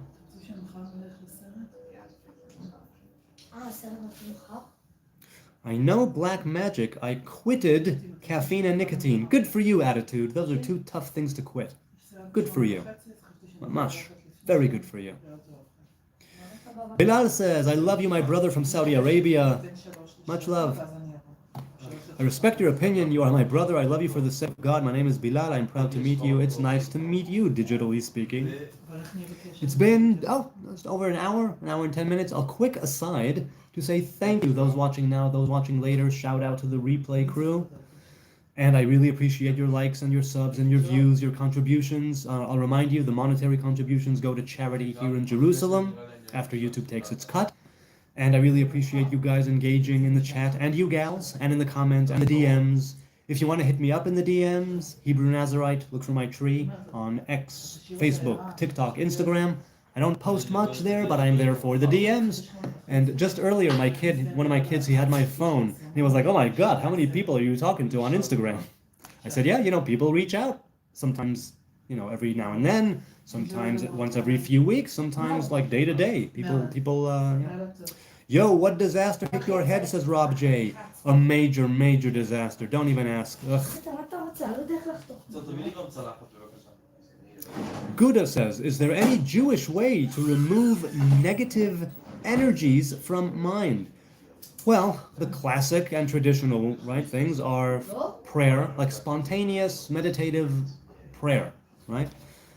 Prayer, fasting, meditation, giving, increasing positivity and increasing the light in your life and the lives of those around you of its own accord, right? A little bit of light can dispel a lot of darkness and expel a great negativity. So a little bit more positivity in your life, when the trajectory keeps going and eventually you end up in a whole other place. So that would be the go-to. Now, if you're talking about, let's say, spiritually speaking and things like that, I don't know, you'd have to talk to a Kabbalist.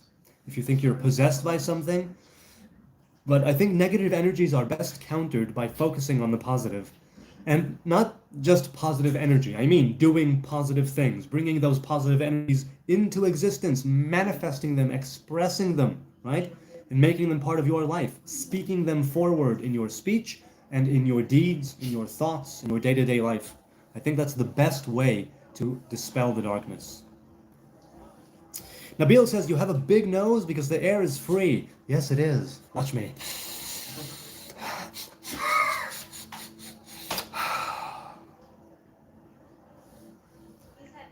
OMG, brother, you are looking like a beautiful girl. Thank you, Anmo. You shouldn't have. Moses, what are you doing? Roy Rogers. Hey, Roy Rogers. What am I doing? It's a good question. Or was that like an exclamation? Like, Moses, what are you doing? Right? Not that I'm Moses, but you exclaimed Moses. I wish I could understand Hebrew. Yeah, many people. I'm very fortunate, very thankful, very blessed, very privileged to have Hebrew as my mother tongue, right? Alongside English, as a bilingual human. Mate, there's a tree on your head, said Mortal Kombat. Get it some sunlight so it can grow. Oh, I'm on it, don't worry. But it's 10:37 p.m., so no sun right now. Do you think you're better than other people? Asks YNWA_ASP. No, I don't. Do you? I feel like you could be an actor. Yes, I could, Nuno, and I have indeed acted here and there with my body and with my voice. And I've written performed slam poetry on stage and mainstream poetry. So yeah, there's a bit of acting there.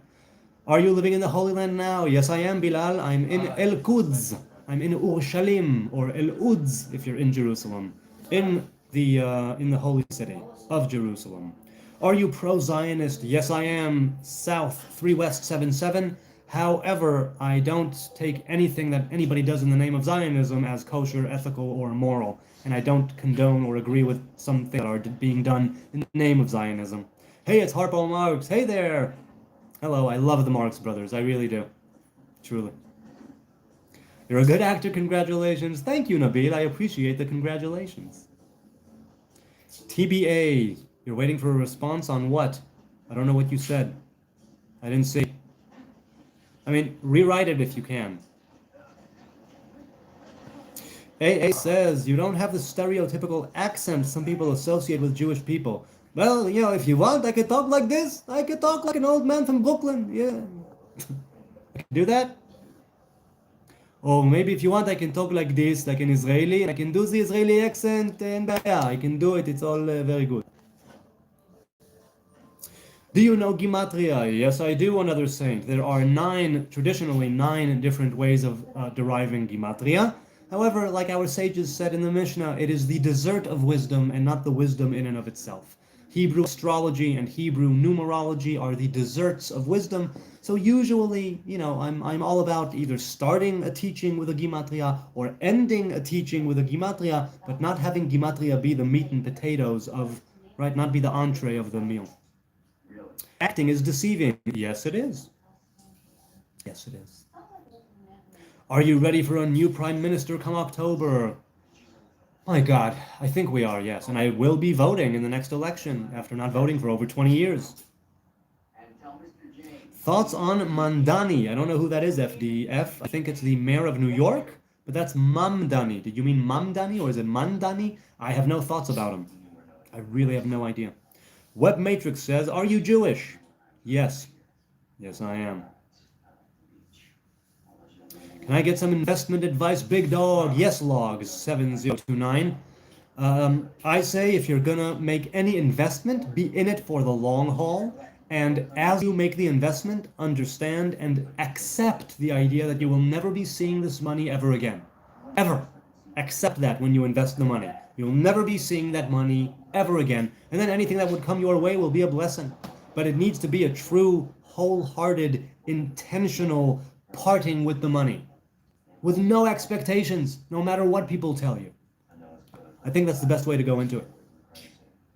Would you rather wear a wig or a silly Jew beanie hat, says FIP program? Neither. I'd rather wear my natural hair.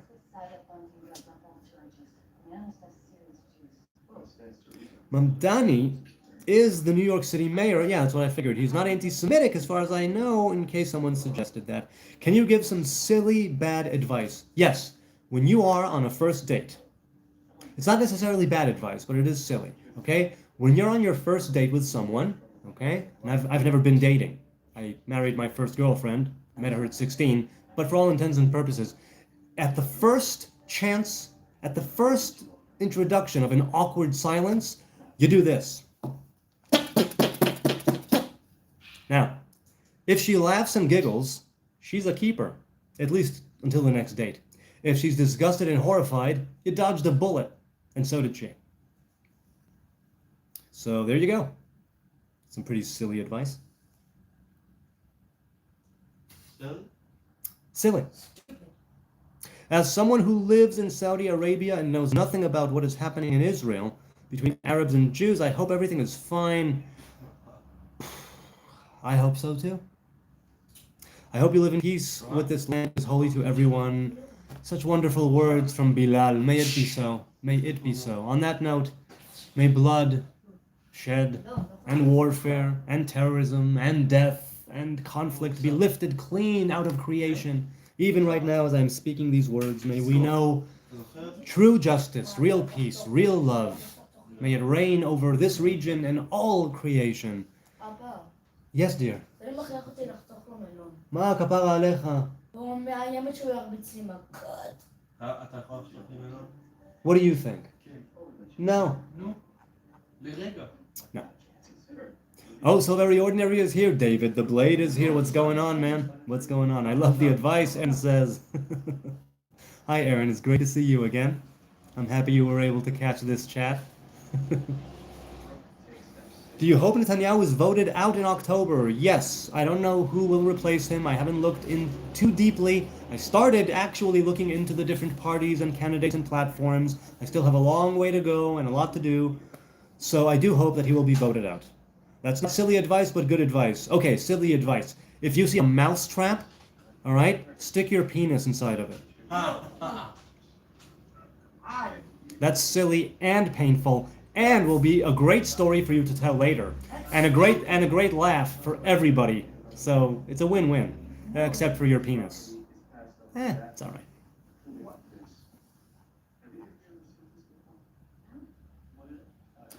FIP program says there was no place called Israel until 1948. It's amazing how full of shit people can be and how ignorant of history. No, the kingdom of Israel was a thing thousands of years ago. No, he said a place called Israel. He didn't say a state. He did not say a modern day state called Israel. On that he is 100% correct. The modern day state of Israel was established in 1948 after the British Mandate ended. On that there's no debate. No, that's not what he means. He continues, Jacob in the Bible was called Israel. Yes, and the land was named after the people who inhabited it. Just like this place, Judea, was named for the people of the kingdom of Judah. Okay.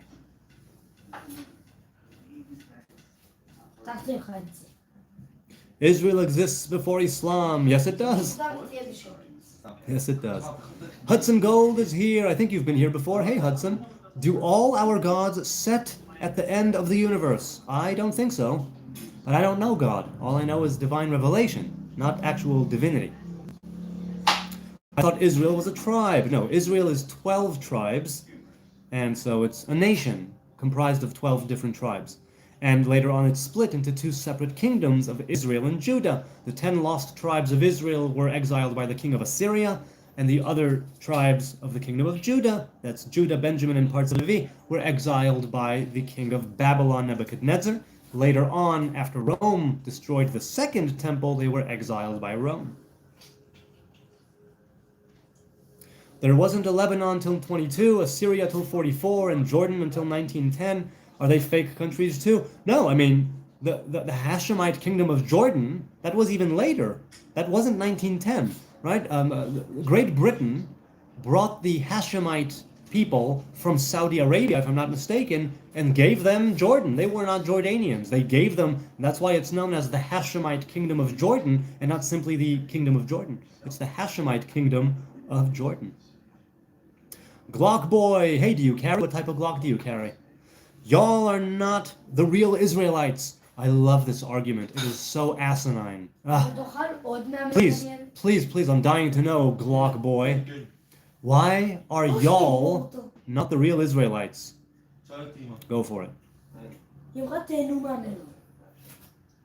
FIP program says if you hit like, it auto-saves shit you see on YouTube to your phone memory.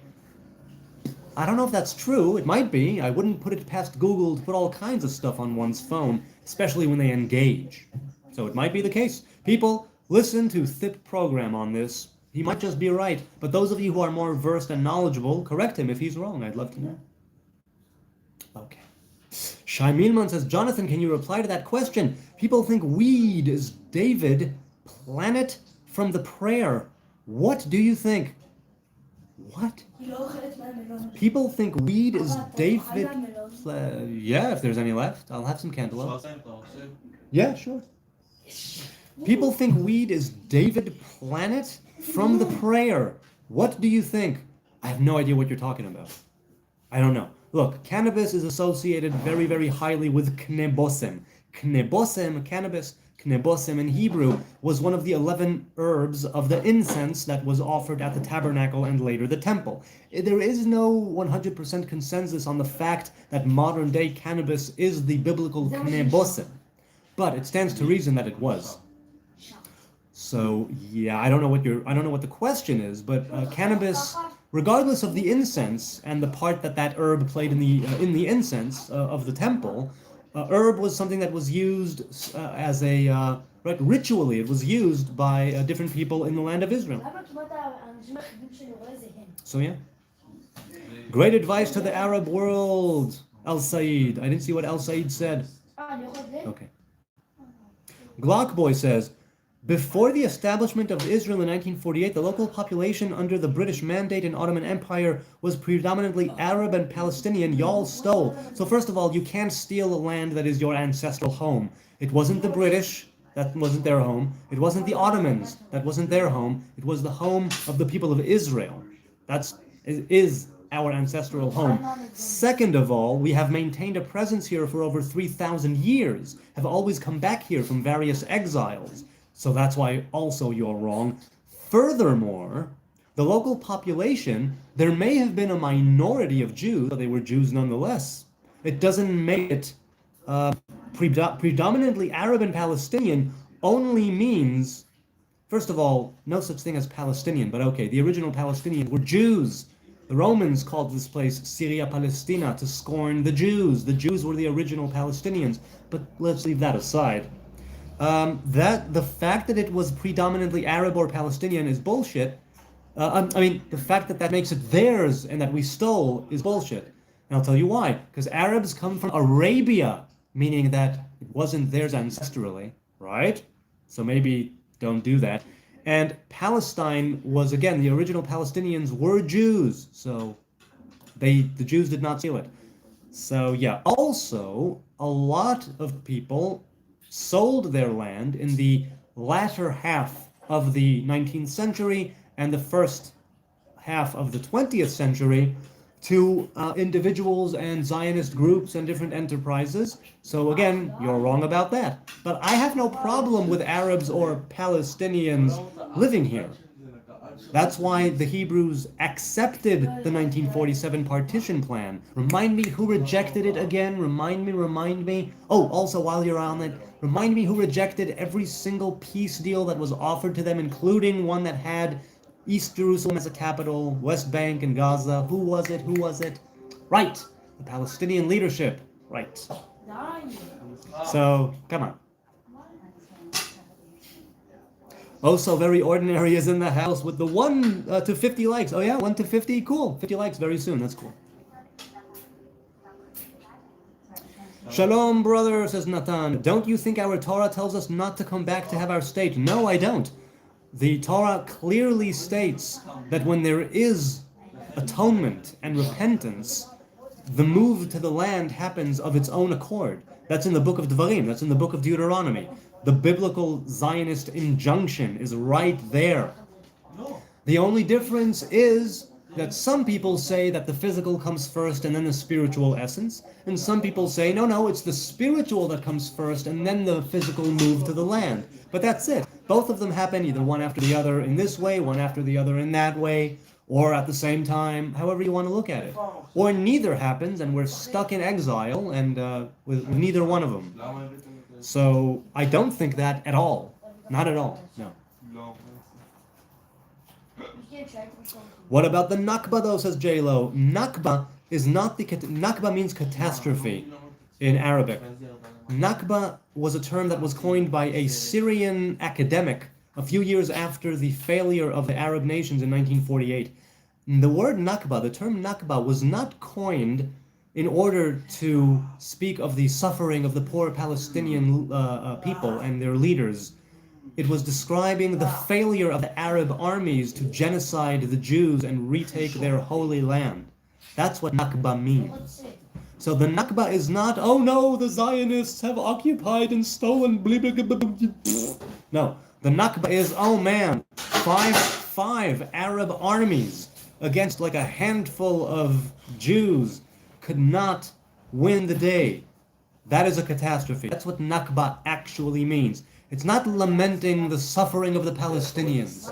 It's lamenting the fact that 5 Arab armies could not decimate and eradicate the Hebrews. Redacted. Hey, Redacted. Good to see you again. Is cannabis illegal or can you smoke it? It is decriminalized, but is not 100% legal. Guys, no. Please don't. Please don't. Be more quiet. If not for me here, then for the guys upstairs who are asleep. Thank you. Okay. Yes, so cannabis is decriminalized, but not 100% legal. And if you have a medicinal, if you have a permit, of course you can smoke it.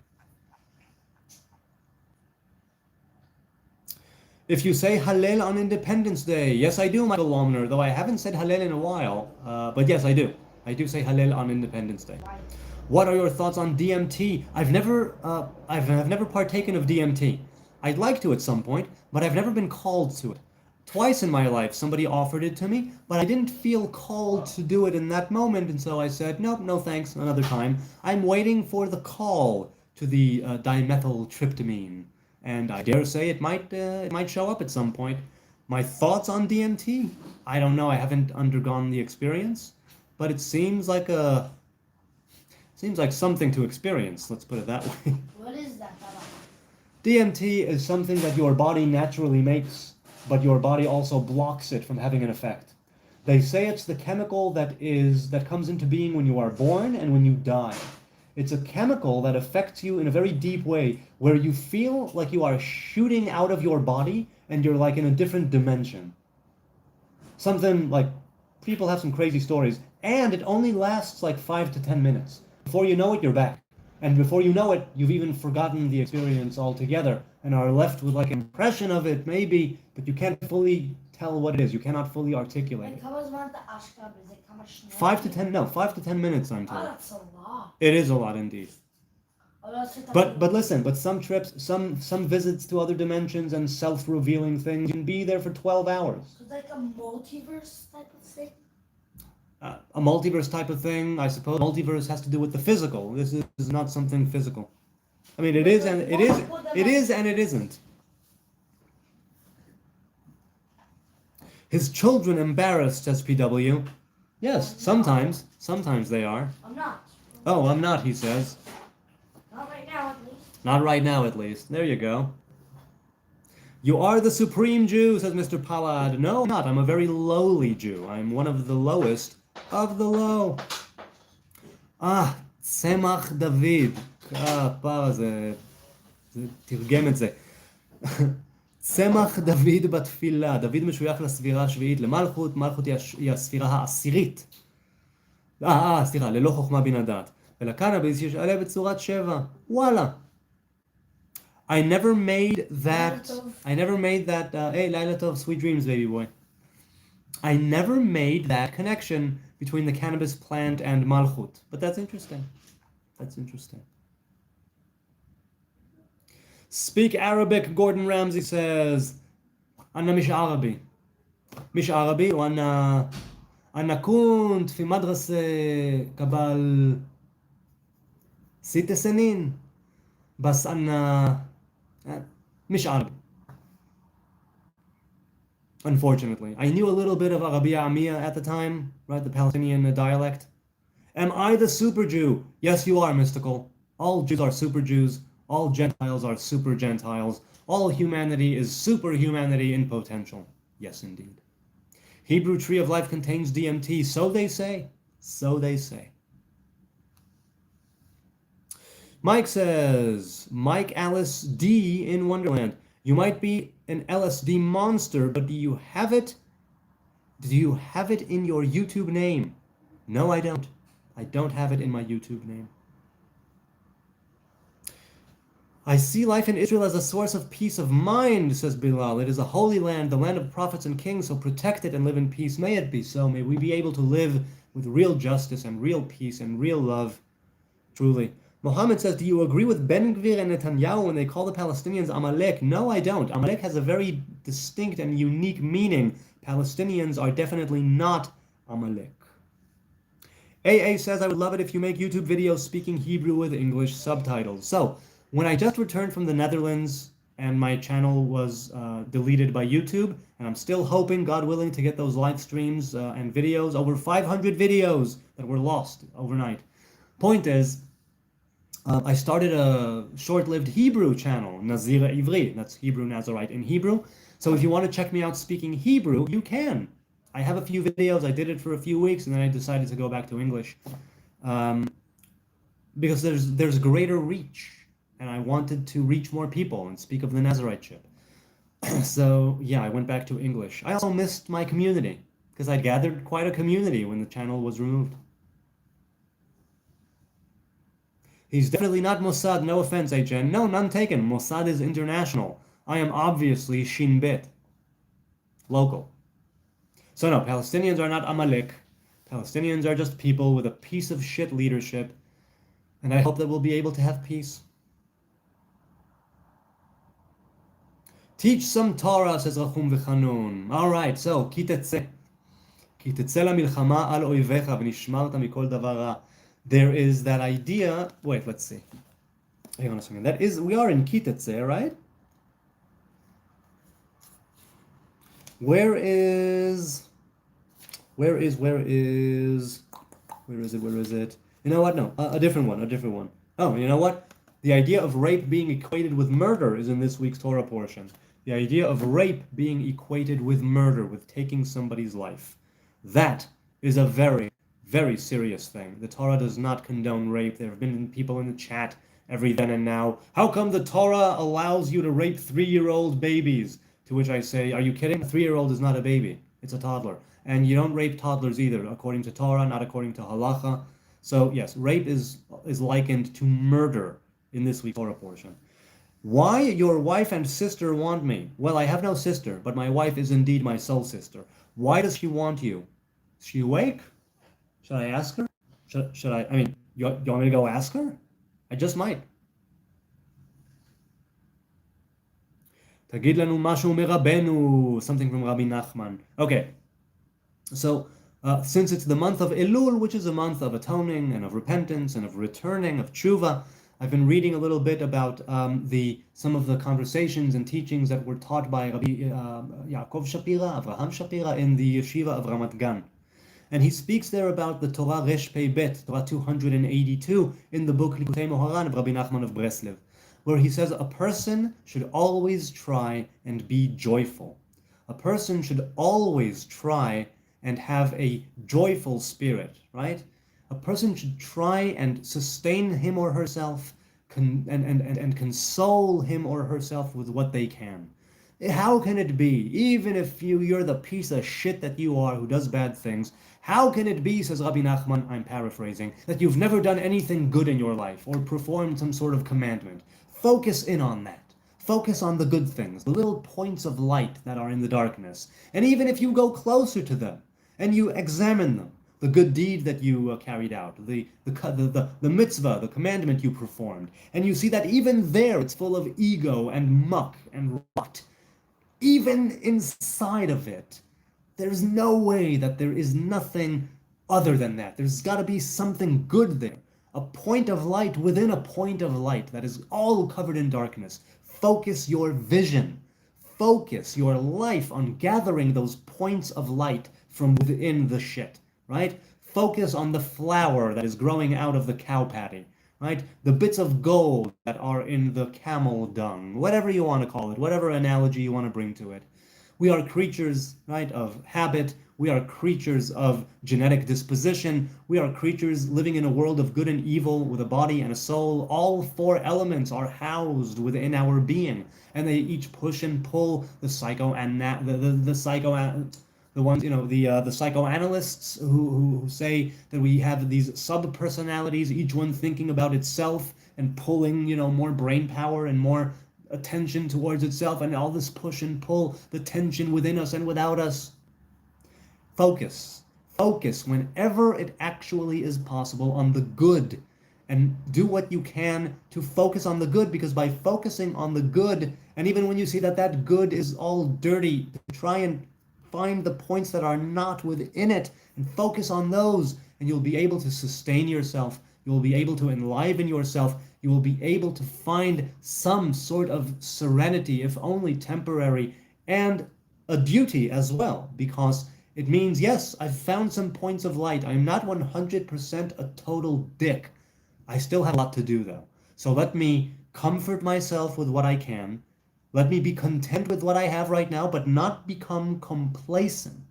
And may we always be searching for the points of light. May we always be searching for ways to make them brighter and shine them up and make them reveal themselves more through us in the world.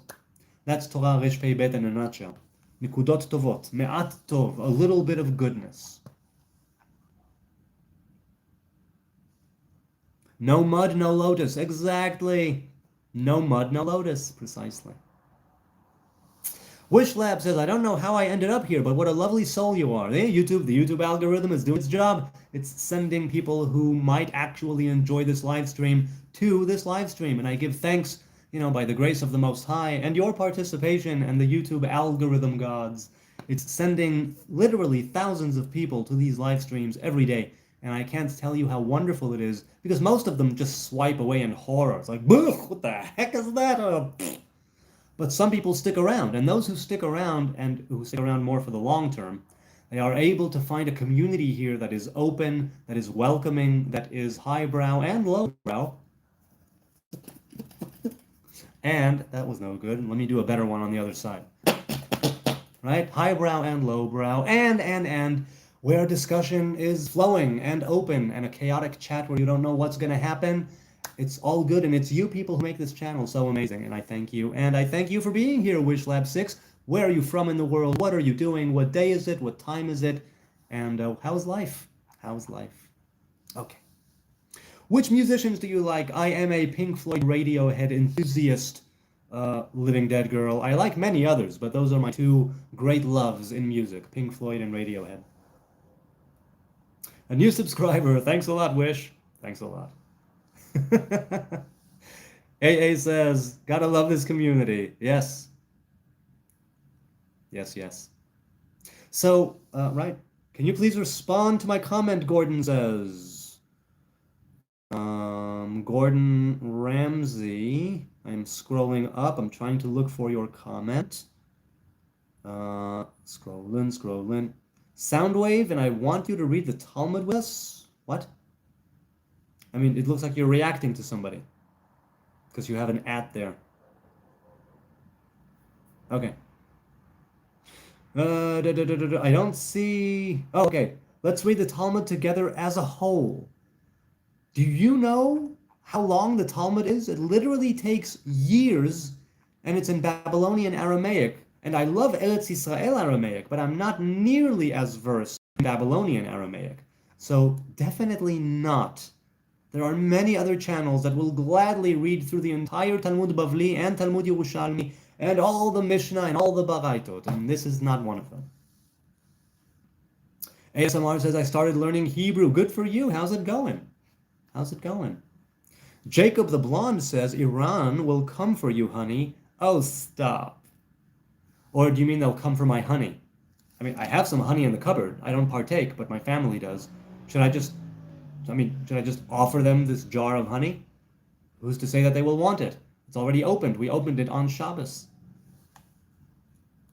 Everything after OK Computer kinda annoying. Now that is blasphemous. No, of course, many people, everything after OK Computer, they find exceedingly tedious and annoying and a bunch of falsetto garbage and electronic bleep bloops and schmeep morps. So I understand where you're coming from. I happen to love it. I happen to love pretty much everything Radiohead has ever put out. Their solo albums. I love Tom York's solo work. I have looked into some of Johnny Greenwood's solo work and his work with Shai Ben-Tzur and the Rajasthan Express with Junun. I haven't listened to Phil Selway's album yet or Ed O'Brien's album yet, but I will. Do you like classical music? I do, but I'm not a music buff in that sense. I know what I like, right? I like Beethoven, I like Tchaikovsky, I like Stravinsky. I've been to some musical shows. My woman and I recently had a date night where the Jerusalem Symphony Orchestra had music from cinema, and that was great. A lot of different soundtracks, not in full, just bits here and there. It started off with the conductor coming out dressed as Darth Vader with a lightsaber conductor's baton. It was lovely, truly lovely. So I do like classical music, but not all classical music. I'm also a fan of opera. Again, I like it. I know what I like, not much else. And again, not all opera. And I love Handel's Messiah, Gregory Joseph Handel. I love that guy. He does great stuff, truly. In Rainbows, oh my God, In Rainbows is so good. In Rainbows is so good. Radiohead did an incredible rendition of Nobody Does It Better. Yes, it's true, they did, and they have. And there was one birthday, must have been over 20 years ago, where I recorded Nobody Does It Better on a big bulky camcorder handheld for my woman for her birthday. It was terrible, but I think she liked it. Nobody does it better. Yeah, Tom York's voice really does shine there. Hey, Bad Back Studio is here. Sound of Mind is here. I'm back. So I've got a question. Is it possible to convert to Jewish? Yes, it is. What is the criteria? You cannot be a man of Ammon or a man of Moab. Those two nations, their men are not allowed to convert. Other than a few other, let's say, physical things, that's it. Everybody and anybody can convert to be a Jew.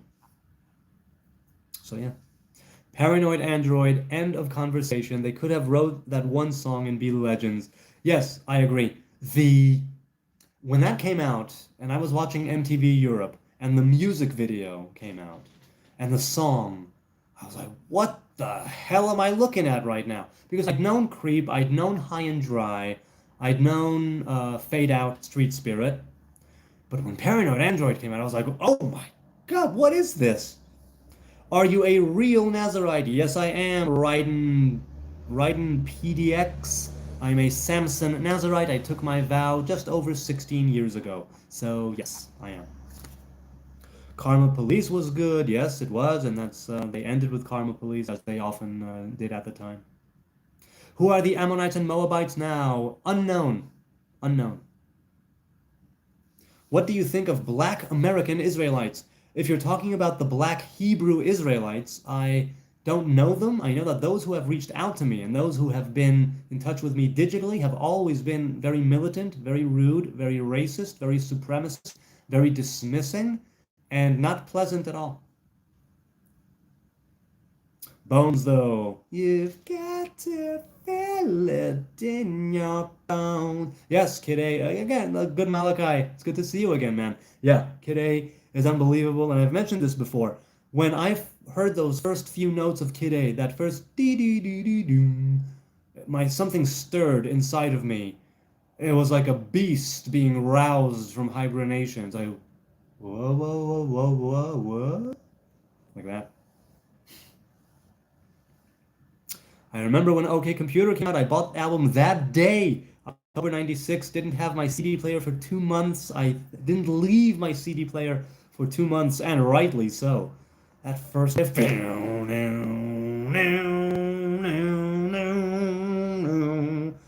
mean, the atmosphere of that album is so, oh my God. Whew. Do you like music, JDK? Funnily enough, we're talking about music, and yes, I do. What do you do for fun? This is what I do for fun, among other things. But yeah, I like this. Yes, yes, how do we address you, sir? You can call me dumbass. Dumbass works. My son says hi to you. Hi, Aaron's son. Hello. Stay in school, kid. Do you listen to Conan Gray? I don't know who that is. Conehead for life. Ooh, I love the Coneheads. Where you come from, France. That's a great bit, a great SNL bit.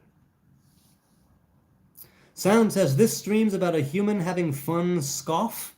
Scoff? Favorite Grateful Dead song? Ooh. I mean, Terrapin Station comes to mind, but I don't know if that's my favorite. Ripple, I mean, I'm thinking of Ripple, I'm thinking of Broke Down Palace, but I don't know, something about Terrapin Station. Shim Golsa, say hello to Adi, my son. Shalom, Adi. Ma shlomcha? Erev tov. I don't know, I mean, there's something about Terrapin Station, the long version at that. Yeah. I'd rather not call you dumbass, but if that's your preference.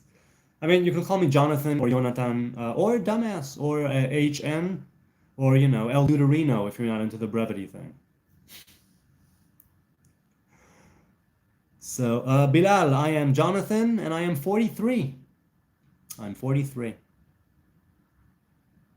How many producers, lawyers, bankers, and politicians are you related to? I have no idea, Ahmed to Katre. Hello, Ahmed. I don't know. I don't know how many producers, lawyers, bankers, and politicians I'm related to. Not many, I think. I really don't know. I don't.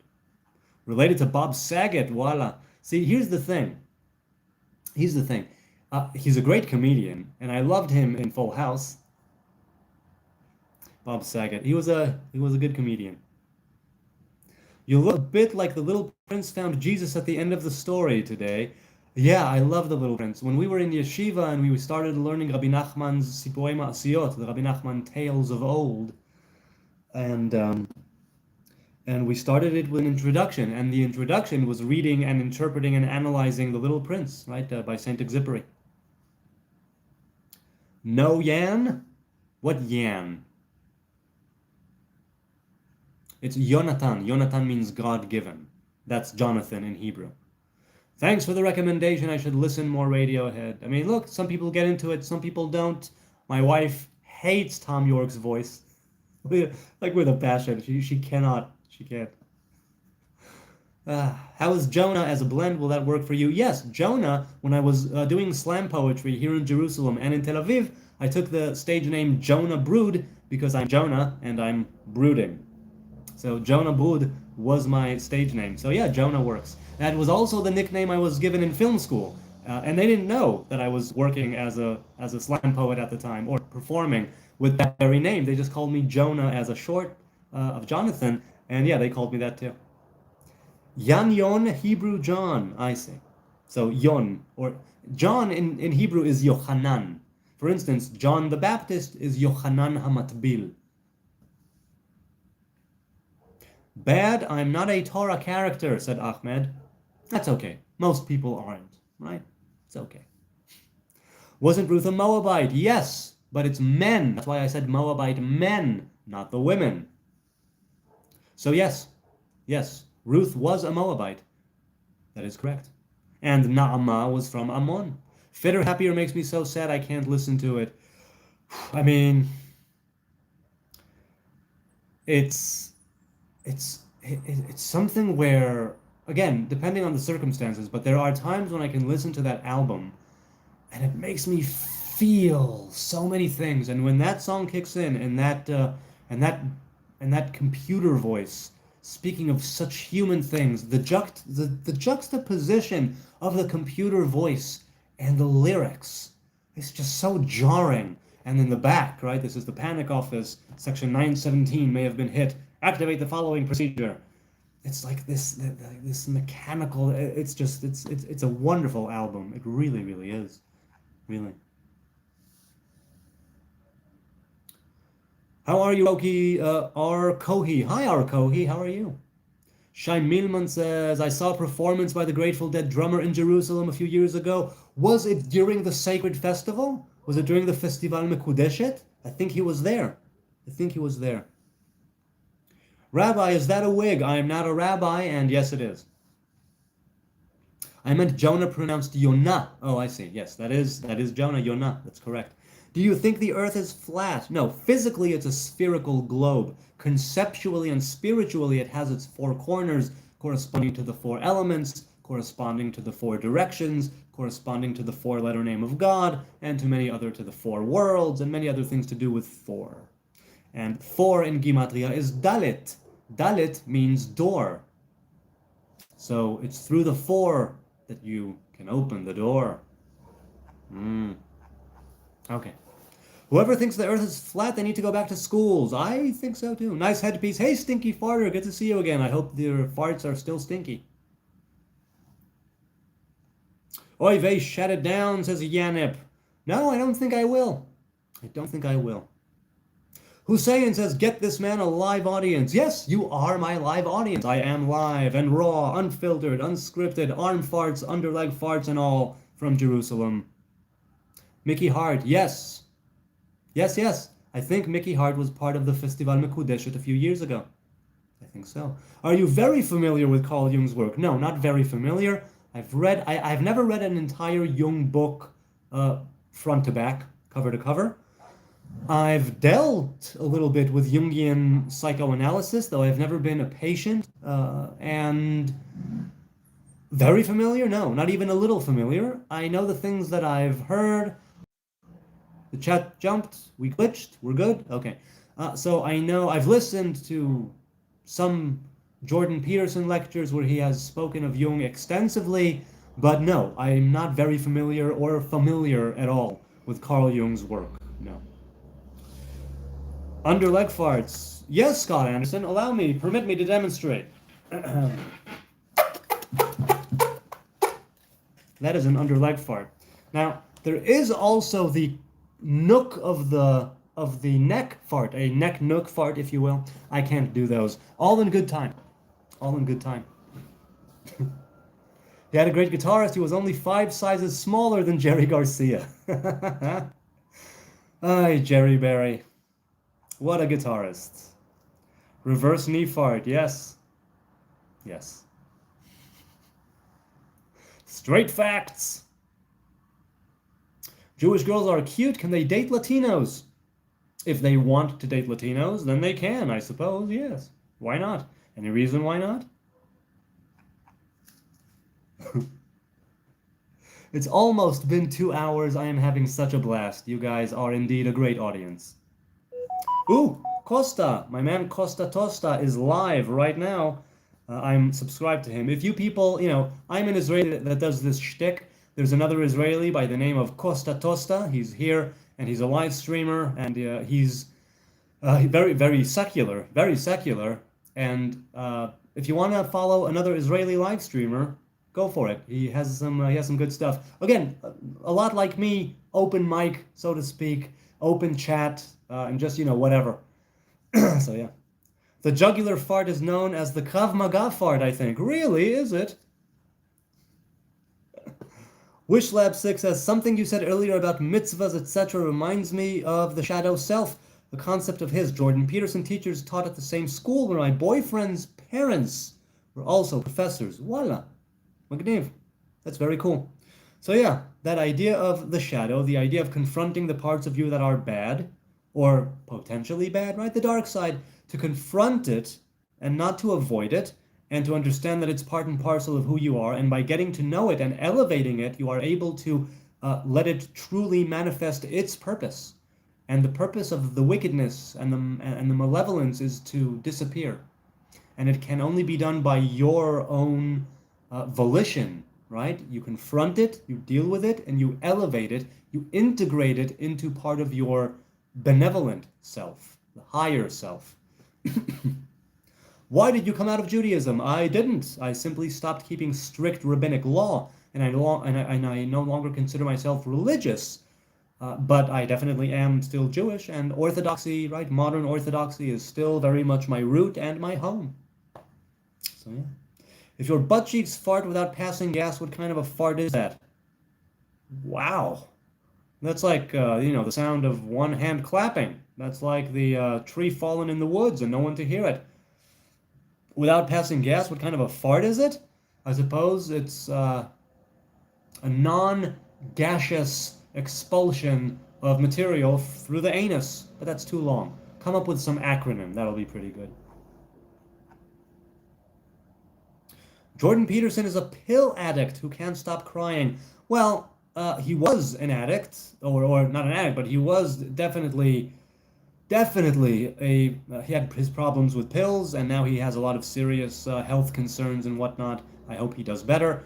He can't stop crying. Yeah, sometimes he gets very emotional. Sometimes I get very emotional. Jordan Peterson is awesome, says Scott. I agree. I definitely agree. The first thing I ever heard of his was his lecture, The Necessity of Virtue. And 120 seconds into this lecture, I'm like, oh my God, who is this person? I got to continue listening.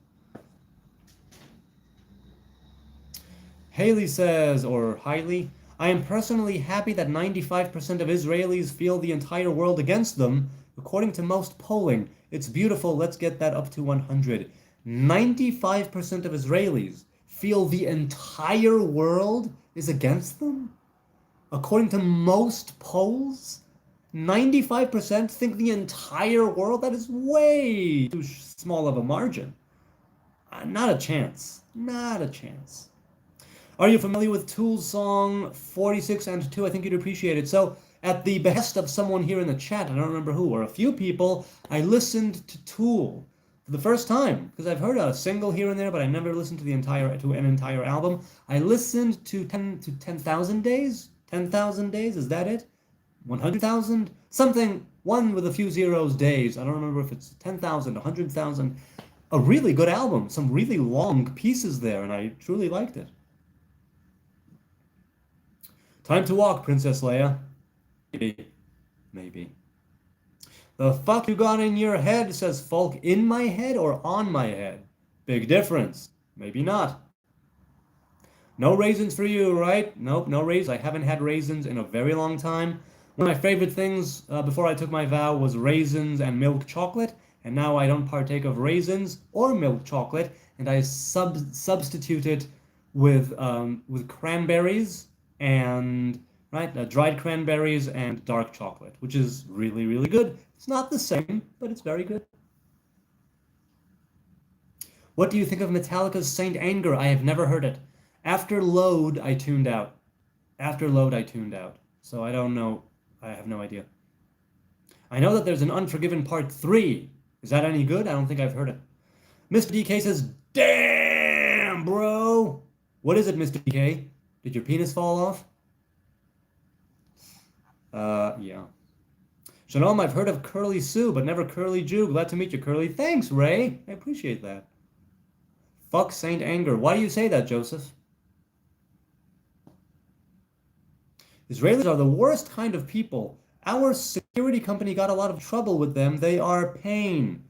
Well, saying Israelis are the worst kind of people. I can see why you would think that if you ran into some bad Israelis. Then yeah, I can definitely see why that would be the case. Definitely, yeah. Saint Anger is a shitty album, says Shai. Exactamundo says, I like Saint Anger. So we have a difference of opinion here in the chat. Living Dead says, have a great rest of your day. Get some sleep. I've got to get some sleep. Shabbat shalom. Shabbat shalom to you. It's nice that people here remind me of the Sabbath, because there is the commandment of remembering the Sabbath each and every day. There are 6 things we are traditionally supposed to remember each and every day. One of them is in this week's Torah portion about remembering how Miriam was treated in the desert. Wow, very handsome hair. Thank you, Mandalina Kabugu. Thank you. Hi, disbeliever. Hi, Tariq. I'm a disbeliever. What is it that I disbelieve in? Jose, what is your first language? I'm bilingual English and Hebrew, so both are my first language. Wasn't Miriam cursed for being racist? No, she had a week of leprosy, and I don't mean the disease we now know as leprosy, I mean biblical leprosy, for a week because of the way that she spoke about Moses' wife. So yeah. Scott says every culture has their bad guys. Don't crucify the race because you had a bad example. I mean, I'm inclined to agree, yeah. Hey, People Boy is here. How you doing, boy? In Israel, is it harder to find a job when on the Samson vow? In my country, employers will be prejudiced towards a candidate with unmaintained hair. Yes, the thing is this. I've said this before. In the job that I just recently was let go of, right? I started it over 11 years ago. And it was the only job interview that I had ever come out thinking to myself, holy crap, the way that I look and present myself and the way that I lead my life in general might be a great asset and a benefit, and this might actually help to get me the job, which it did, because I started off writing blogs and editing content for a company that makes essential oils and natural products and shampoo and conditioner and soaps and bath bombs and so on. And I was using essential oils regularly at the time as part of the grooming and maintenance. And occasionally I still do. I actually need to buy a new essential oil. I finished mine recently. Which one should I buy next, people? I'm very fond of tea tree, of rosemary, mint, a couple of others. So which one should I buy next? You let me know. At any rate, that was the only time where I left a job interview thinking, holy crap, I could do this and I could do it well. And I literally use these kinds of natural products. So yeah. And yeah, I worked there for over 11 years. So will it be tough? I will let you know. I have no idea. Have you read the Brit Chadashah? Yes, I have, another saint. I've read it once. I read the New Testament, the Christian Bible, one time. I enjoyed the gospel very much. Did not enjoy the rest of it at all, really. Maybe here and there something, but no. Shai Minman says, do you think the Hasidic revolution brought about a rightful end for the people of Israel? A rightful end? Well, you asked this yesterday or the day before, and I said, yes, I think that the Hasidic movement, right, starting with Baal Shem Tov and so on, I think that was a great, I think that out of that, Renaissance and the Lurianic Kabbalah, and out of that came Hasidism and the furthering of the Enlightenment and the Emancipation, and through that came the socialist, secular, enlightened thinkers of modern day Zionism. So even though they were not religious, even though some of them were anti-religion, it was that sort of, that's the word I'm looking for. See, it's getting a little late. That's how I know. When I have trouble thinking of a word, I know it's getting late. Yeah, it's 11:30 p.m. I've been on for just over 2 hours, so I think I'll say goodbye. But not yet. I don't remember what I was going to say. I don't remember the word. But yes, I think that it also helped. Even if not directly, then indirectly. Honestly, says E.A. Herman Jr., honestly, have you heard of Shir Kohan Israeli? Shir Kohan? Doesn't ring a bell. Doesn't ring a bell. I don't know who that is. Who is she? I'm assuming she could go either way. I'm assuming it's a she and not a he. But I don't know. Who is it? Ray says, do you consider the word Jew derogatory? No, not at all. It's a person of the kingdom of Judah. How is that derogatory? Do other Jews consider it derogatory? No, they don't. Do you prefer Jewish over Jew? No, I don't. Or don't care. I don't care. I prefer Hebrew only because Jew is somewhat limiting. Jew is only one facet of the nation. Jew has a lot of negative connotations. Jew might be seen as a pejorative thing depending on who says it. Hebrew is a lot more all-encompassing. Hebrew is a lot more universal. So that's why. But yeah, I mean, Jew works. I'm a Levite of the kingdom of Judah. So Jew works. Where are you in the world? I'm in Jerusalem, Wishlab. Where are you at? 11:30. Where? In Jerusalem, Matt P. 11:31 p.m. 11:31 p.m. So yeah, I think I am going to say goodbye. Mimi, are you a secular Jew or a practicing Jew? Well, I grew up modern Orthodox in Jerusalem. I no longer keep strict halacha, but I'm not secular or religious. I'm just a Hebrew man doing my Hebrew thing in the Hebrew land. What about you, Mimi? What do you think about the Dead Sea Scrolls? I really like them. It's been a while since I delved into them. I love the subtle but significant changes. I love the fact that they are attributed to the Essenes, right? The Essenes have a very interesting history and a very interesting path. And I spoke here on this channel, I had a dialogue with Sarah Hayona Eisenman, who is an Essene Nazarite woman. She's a trip. She's a trip. May El bless your house and family. Thank you, Joseph, and you too. עולם האצילות כולו טוב ומעט רע? No. No, בעולם האצילות אין רע. אין רע באצילות. לא, לא, לא, לא, לא. באצילות אין רע. No. עולם בריאה רובו טוב, עולם יצירה חצי חצי, ועשייה רובו רע ומיעוטו טוב, but עולם האצילות is כולו טוב. Traditionally. Shir Khan is a boxer. Oh, okay, she's a boxer. So, wait, she or he? It could still go either way. Is it a she or is it a he? And, I mean, is she any good? I'm assuming she's good if you know who she is. He or she? Is that a wig, bro? Yes, it is. Yes, it is in my treasures.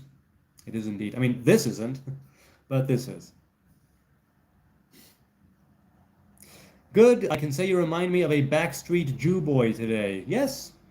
Backstreet's back. All right. Do do do do do do do do do. All right. Oh wow, you grew up in Southern California and you're in Toronto. What different weather! How on earth did you deal? How long have you been in Toronto? And how did you deal with the change in the climate? It must have been difficult. Ignore my comments, Jew boy says Krang. Hi Krang, good to see you again. I didn't see anything of yours come in. Let me scroll up. It could be that YouTube is censoring you to begin with, because maybe what you're saying is violating the YouTube guidelines. I don't see anything, man. I don't see anything. You might want to rephrase it or put different stops or, write it in a different way. So whatever something that you're saying that is against YouTube guidelines will be able to come through so I can observe it and address it and laugh. But I'm certainly not ignoring your comments, Krang. And I am indeed a Jew boy. You know I'm right, Jew boy. No, you are actually very, very, very wrong. I'm not ignoring your comments. You said that you think all Jewish people are chosen, all others are scum. No, never have I ever said that. I know I don't use the chosen rhetoric. I never do. I use the term selected. We were selected to keep the Torah.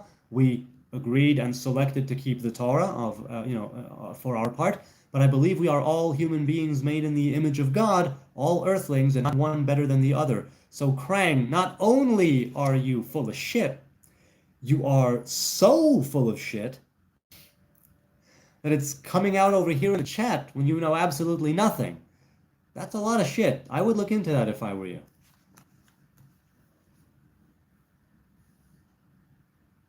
That is what you guys believe. Really? I believe that all others are scum? Man, I gotta ask, where do you get this shit from? It's really good shit. Where do you get it from? I'd love to know. Some people are so ignorant. So very, very ignorant. Now, are there individual Jews who say that people are scum and Jews are better? Definitely. Racists and bigots and supremacists exist in every group and civilization. However, to say that is what you believe is some of the deepest, tastiest, nastiest horse shit to ever make its appearance on the chat. And you're not the first one to say that, of course. But the mind is boggled each and every time that somebody utters this amazing piece of propaganda. Really.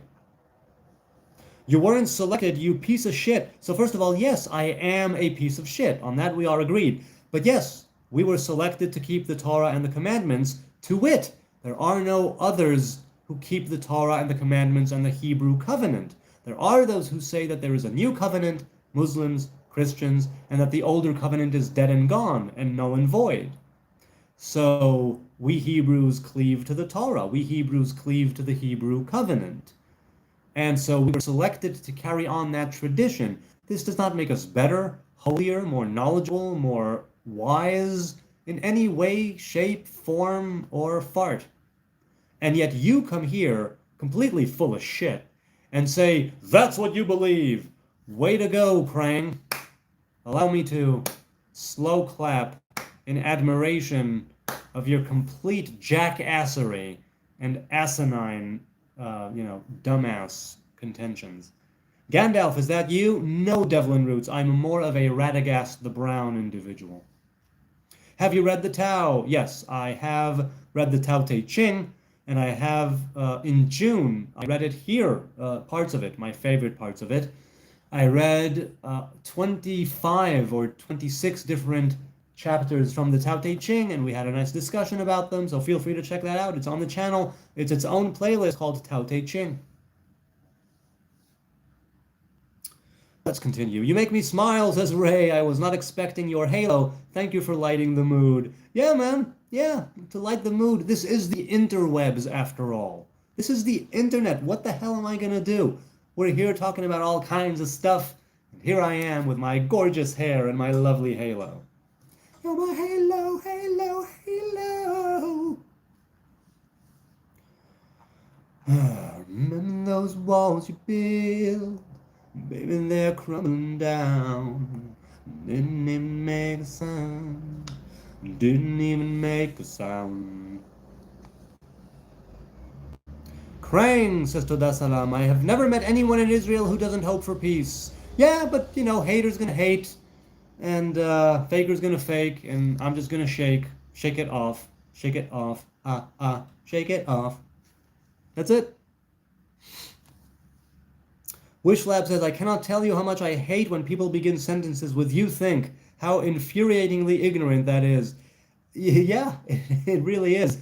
Because, nicha, mele, I can understand if I actually had uttered something even close to that at some point in the close to 1,000 videos and streams I have on this channel. But I haven't. Ever. At all. Not even once. Which means that he's just talking out of his crangy ass. Hey, Krang, maybe in Dimension X you have Jews that are all supremacists. Maybe. You have all kinds of screwed up things in Dimension X.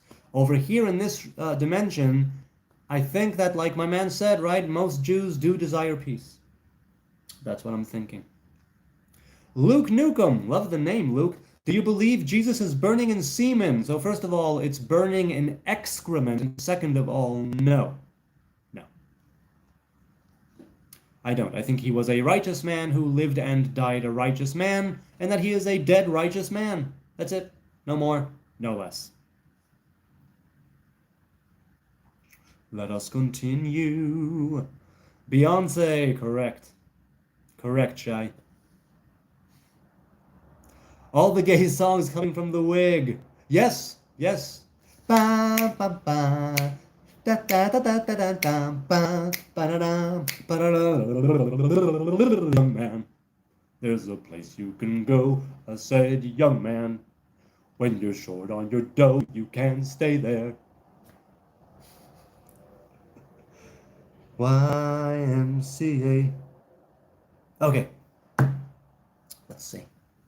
Madman says Hebrew was a dead language. False. It was conversationally dead, but liturgically has always been alive. So it was resuscitated in the beginning of the 20th century, the end of the 19th, and the beginning of the 20th. But it was not a dead language. It was conversationally dead, liturgically very much alive. Anything to do with Torah, blessings, prayer, teaching was done in Hebrew. Modernized in the 19th century for the colonization. Wow, how much bullshit are people spewing in the chat today? You can't have a colony in Israel if Israel is the mother state. Do you even know what a colony means? Do you know when it was almost a colony? When Rome renamed this place the Roman province of Syria and Palestina. That's when it was a Roman colony. So congratulations, asshole, you're a Roman. And the original Palestinians were Jews. Put that in your kazoo and smoke it. Super chat came in, at which point I will remind you that all of the money that you give here after YouTube takes its cut goes to charities here in Jerusalem that serve East and West Jerusalem alike, regardless of skin color, religious affiliation, or penis size. Okay. You have a beautiful singing voice, bro. Thank you, thank you. I have my moments. Can I share a video with you on YouTube and would you watch in your free time? This will convince you God is real. Expedition Bible on YouTube. I think I've seen stuff by Expedition Bible. Or is that a channel or is that a video? That sounds familiar. It rings a bell. At any rate, it's not that I don't think that the divine revelation is real. It's simply that I think that if there is something real, there is also the possibility of it being not real. And that means that it is a duality. Also, if I consider something to be real, it means that it's manifesting before me in reality in such a way that I can perceive. And if I can perceive it, relate to it, sense it, talk about it, sniff it, smell it, touch it, fuck it, whatever, it's not God. It's all divine revelation. I have no idea what God is. I will never know God. All I know is how God is revealed in the world. That is reality. That's what I mean when I say God isn't real. It means that God is not part of this reality, but he is the source of it. God is not a judge or a father or a son or a warrior or a king, but he is revealed through all of those attributes, right? What does Elijah the prophet say in the Tikkunei Zohar, right? You are knowledgeable, not with knowledge. You are wise and not from wisdom, right? You are one, but unaccountable. So I don't know what you mean when you say God is real or not real. I agree with the people who say God isn't real. I agree with people who say God is made up. But I definitely have had and continue to have a very strong and genuine connection to the divine revelation, which I perceive to come directly from the Creator as an external emanation, an influence, a life-sustaining light, if you will. And like I said before, right, you have the rainbow. And that we can perceive. You have the pure white light that we sense but don't actually perceive. And you have the origin of that light. In the very same way, you have the universe that is manifesting here physically before me. And you have the origin of that, which is the white light or the divine influence. And then you have the origin of that, which is the divine. And that I cannot know. But I can know how the divine revelation is revealed in the world through it breaking up into everything that we see here in the physical universe and the spiritual realms. And what does Leonard Cohen say? And I say this every time I mention the rainbow or a prism, right? Ring the bells that still can ring. Forget your perfect offering. There is a crack in everything. That's how the light gets in. Leonard Cohen. EEMB, nice wig. I'm just scrolling by. Have fun. Thanks, man. Good to you for drop by, and good of you to leave a chat. Are non-Jews considered Adam? Yes, very much so. The question is what halacha or ruler you go by. There is one sage in the Talmud, I forget whom, who based on a phrase or verse in the prophets said, Atem kuim Adam ve'en hem kuim Adam. But it's just in the sense of Adam versus Ish. It has to do with the divine revelation called Adam and the divine revelation called Ish, and it's a whole other thing. But in Eden, there was no Jew or Gentile. In Eden, there was no faith, religion, or culture. In Eden, there were no temples or sacrifices or tabernacles or ritual worship of any kind. There was just mankind, nature, and the divine revelation. That's it. That's Eden. And I go more often than not with the Edenic mindset. And I'm trying to pull some Edenic elements into my life here and to help elevate my life towards that Edenic place. What's the halo for? Goth Boy says, or asks. Oh, it just felt like wearing it, that's all. Cult of Snickerdoodle. I love the name Snickerdoodle. Do you believe evil to be necessary for free will? I believe it's an inherent part of free will. Necessary? I'm inclined to say yes. I'm inclined to say this world of knowledge and good and evil, where we get to choose and make and have opinions and make decisions, it's inherently part of the world. However, we will be able, God willing, in due season, to pick good to such a degree that evil will be rid of all evil, and of its own accord it will evaporate, right? Like smoke, it will evaporate, we say. I believe free will makes people evil. There is that capacity because people then can choose malevolence. People then can choose wickedness. People can choose iniquity. What are you going to do? People can choose to transgress in order to strengthen the dark side of the force and make it greater in the world and to piss off the divine revelation. People can do that. Yes, they can. All right. On that note, on that lovely philosophical note, a quick prayer for unity and love and peace and righteousness and justice reign all through all creation, all this multiverse of multiverses that we inhabit. And may bloodshed and war and conflict and terrorism and wickedness be lifted clean out of creation, even right now as I am speaking these words. May we be able to overcome our differences collectively, nationally, as human beings, embrace each other as earthlings made in the image of God, no more, no less, in simplicity. May we be able to overcome the infighting and the in-group, out-group, tribalist mindset and all of the problems, and may we be able to escape from pride and vanity and arrogance and embrace simplicity and humility and righteousness in the best possible way. And may we be able to grow and use our and be strengthened and be emboldened by each other, and may we be able to overcome our own weaknesses, our own inadequacies, our own shortcomings, and be better and greater than who we are right now, and give our gift to the world, as David Data says in The Way of the Superior Man. We each have a unique individual thing that we need to give to the world, your own unique image of God in which you were created. Manifest it, express it, try to bring it to the foreground, speak it into being. Right? Act it into being. And it starts with you. It starts with me. It starts with it starts from going away from evil and towards the good. Right? Move away from wickedness and do good.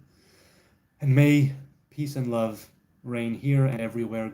God bless. Thank you from Jerusalem. This has been so lovely. If I missed you in the chat, leave a comment. I address every single comment that YouTube notifies me of that is addressed to me.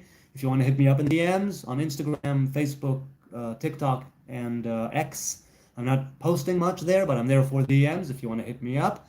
And I really do deeply appreciate the likes and the subs and the views and the contributions to charity here in Jerusalem, and the vitriol and the insults and the allegations and the aspersions and the accusations and all of the assumptions that you people make about me.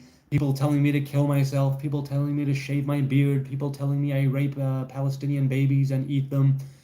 All of that is welcomed. It's a win, win, win, win, win. However you look, it's a wonderful win for everyone involved. And I thank you for sharing this almost 2.5 hours with me here in Jerusalem. God willing, I will see you tomorrow for another live stream where the wonders never cease. Have a wonderful day, a wonderful night. Be a blessing to other people. Be blessed.